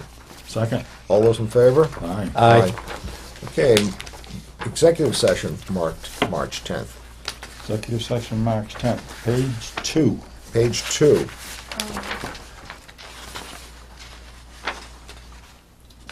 Let's see, item 2, the last sentence. Well, Mr. Chairman, this is our executive session, you're gonna have to post a meeting and Oh, yeah, that's if there's a right. typographical error, you Okay. can just tell us about it. It's it is a typographic. Well, okay, then Okay. we'll take care of that. The name that's there is Bruce and it should be Brad. Okay. Okay, that's, Where's that? Page 2, number 2, and it's the last sentence. okay, wait a minute, which one do you have? It's March 10th. Okay, that's the regular meeting, Debbie. Okay. That's We're March 10th already- regular meeting. That's not the executive session. Okay? So, you've already voted on March 10th? I thought we voted that. I You thought voted on March 10th, you're on March 10th executive session? Right. Well, Bob picked the wrong one up. That's okay. Okay. Okay, but we gotta make a correction on that. Okay, well, To go we'll, back. Well, this, Okay, now, that was the March 10th, 2014 Okay, I see. regular Right. session. yeah, Right. Okay. yeah. And then the executive session, have a motion? We got You're that all right. set, Deb? no, I don't have the executive. The executive session, do I have a motion? We were waiting for the motion. Okay. Yeah, I'll make that motion. I have a motion. Second. Do I have a second? All those in favor? Aye. Aye. Okay. Okay. That's for the executive session, okay. Make sure. March 17th, 2014.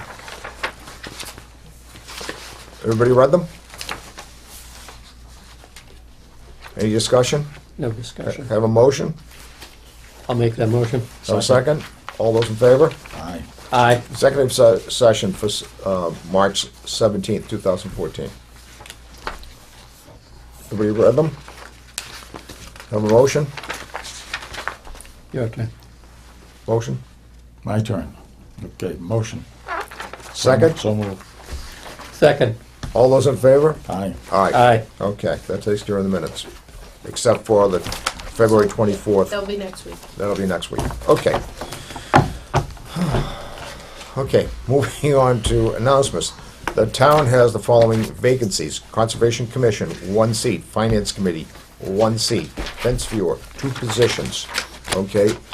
Wood Lumber Bark Inspector and Zoning Board of Appeals Associate, two open seats. For more information on these positions, contact the Selectmen's office at 948-2372.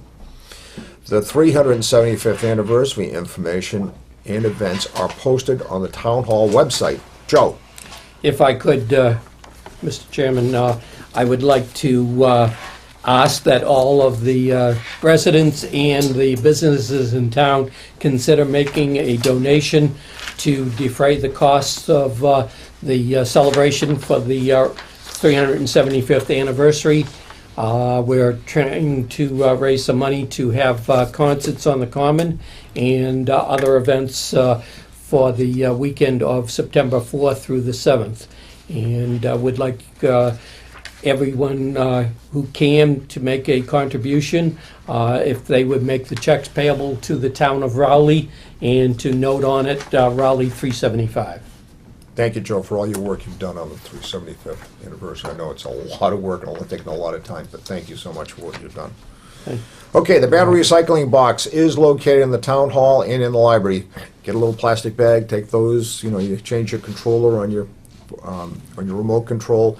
Get those batteries, throw them in a plastic bag, don't throw them in a landfill. It's a good way of being green, good way to get the kids involved, grandkids involved. Put them in a plastic bag, drop them off here at the town hall or at the library, okay? Raleigh Food Pantry has needed donations. The food pantry is open Tuesdays from 10 a.m. to 12 p.m. and Thursdays from 5:30 p.m. to 7 p.m. Mr. Chairman, I'd Yes. just like to make note that the Boy Scouts will be doing a food drive this coming weekend on Saturday. They'll be dropping off a red plastic bag, and then coming back to pick it up. And if you can put canned goods in it. Will they be putting that on the mailboxes? Basically, yes. Okay. Yep. So if you have one and you want to make a donation, just get some canned goods or whatever you need and put it in the bag, and they'll come by and pick it up. It's a good job for the scouts to do. Yes, it is, and they do it every year. Yeah. So again, you can see those red bags, you know what they are. Those are for the food pantry. And the ladies, I saw the ladies this morning, and always use donations, okay? Okay, town meeting will be held on Monday, May the 5th, 2014. Mark your calendars, we want to see you there, okay? Again, the water customers who need to call Penachek, this is the number, okay? I'll repeat this a couple of times. We've repeated it a couple of times tonight, but we'll do it again. 1-800-553-5191. Again, Penachek, 1-800-553-5191. Again, you'll be seeing those envelopes coming to the house for the water bill. The water bill is going to change. So you're not going to see an envelope with a blue statement inside. It's going to be white, and instead of saying, Raleigh Water Department, it's going to say Penachek. Okay? So when seeing that, don't think it's junk mail, you're going to throw it to the side. It's important. That's your bill. If I could just add Sure. to that, the bills will be mailed out on April 10th, and that they should start to expect to receive them from the 11th on, and that they should look for that Penachuk name on the corner. Could I add one more thing? Sure. Mr. Chairman, then you can give the number again. Just, Yeah, now I'm gonna do it. just a note, people have, a lot of people now are using compact fluorescent lamps, and if for some reason you need to dispose of them, the light department has decided to be able to take them for you. So if you have any compact fluorescent lights, those are kind of the squiggly ones, you can drop them off at the light department and they will dispose of them properly. Put them in a little plastic bag, Yes. okay? And those aren't the long fluorescent tubes, they can't take those. No. But they can take this, They'll take the those, small- what they call the CFLs. The CFLs, compact fluorescents, which are the ones that kind of look like a curly cube. So- Okay, And they're willing to take those and dispose of them for us, so they don't wind up in the landfill. okay. Again, take them, put them in a little plastic bag, and drop them off at the light department. Yep. Thank you, Bob, that's great. Okay, again, the Penachuk number is 1-800-553-5191. Okay, I know I'm gonna, all week long, people are gonna ask me for that telephone number, I just can feel it. Do we have that up on the town's website also, Deb? I know it's Yeah, on the oh, water. we were waiting for tonight's launch, and then Okay. it will be on the homepage now. So you'll be able to see it at both the water department has it and the town website will have it shortly as to what to do. All right, I know I'm gonna get some kidding about that, but that's okay. All right, that's it for tonight. We will be back next week at the same time at 7 PM. And with that, I move we adjourn. I Second. I have a second. All those in favor? Aye. Thank you, everyone. Thank you for tuning in, and good night, and have a good week. Good night.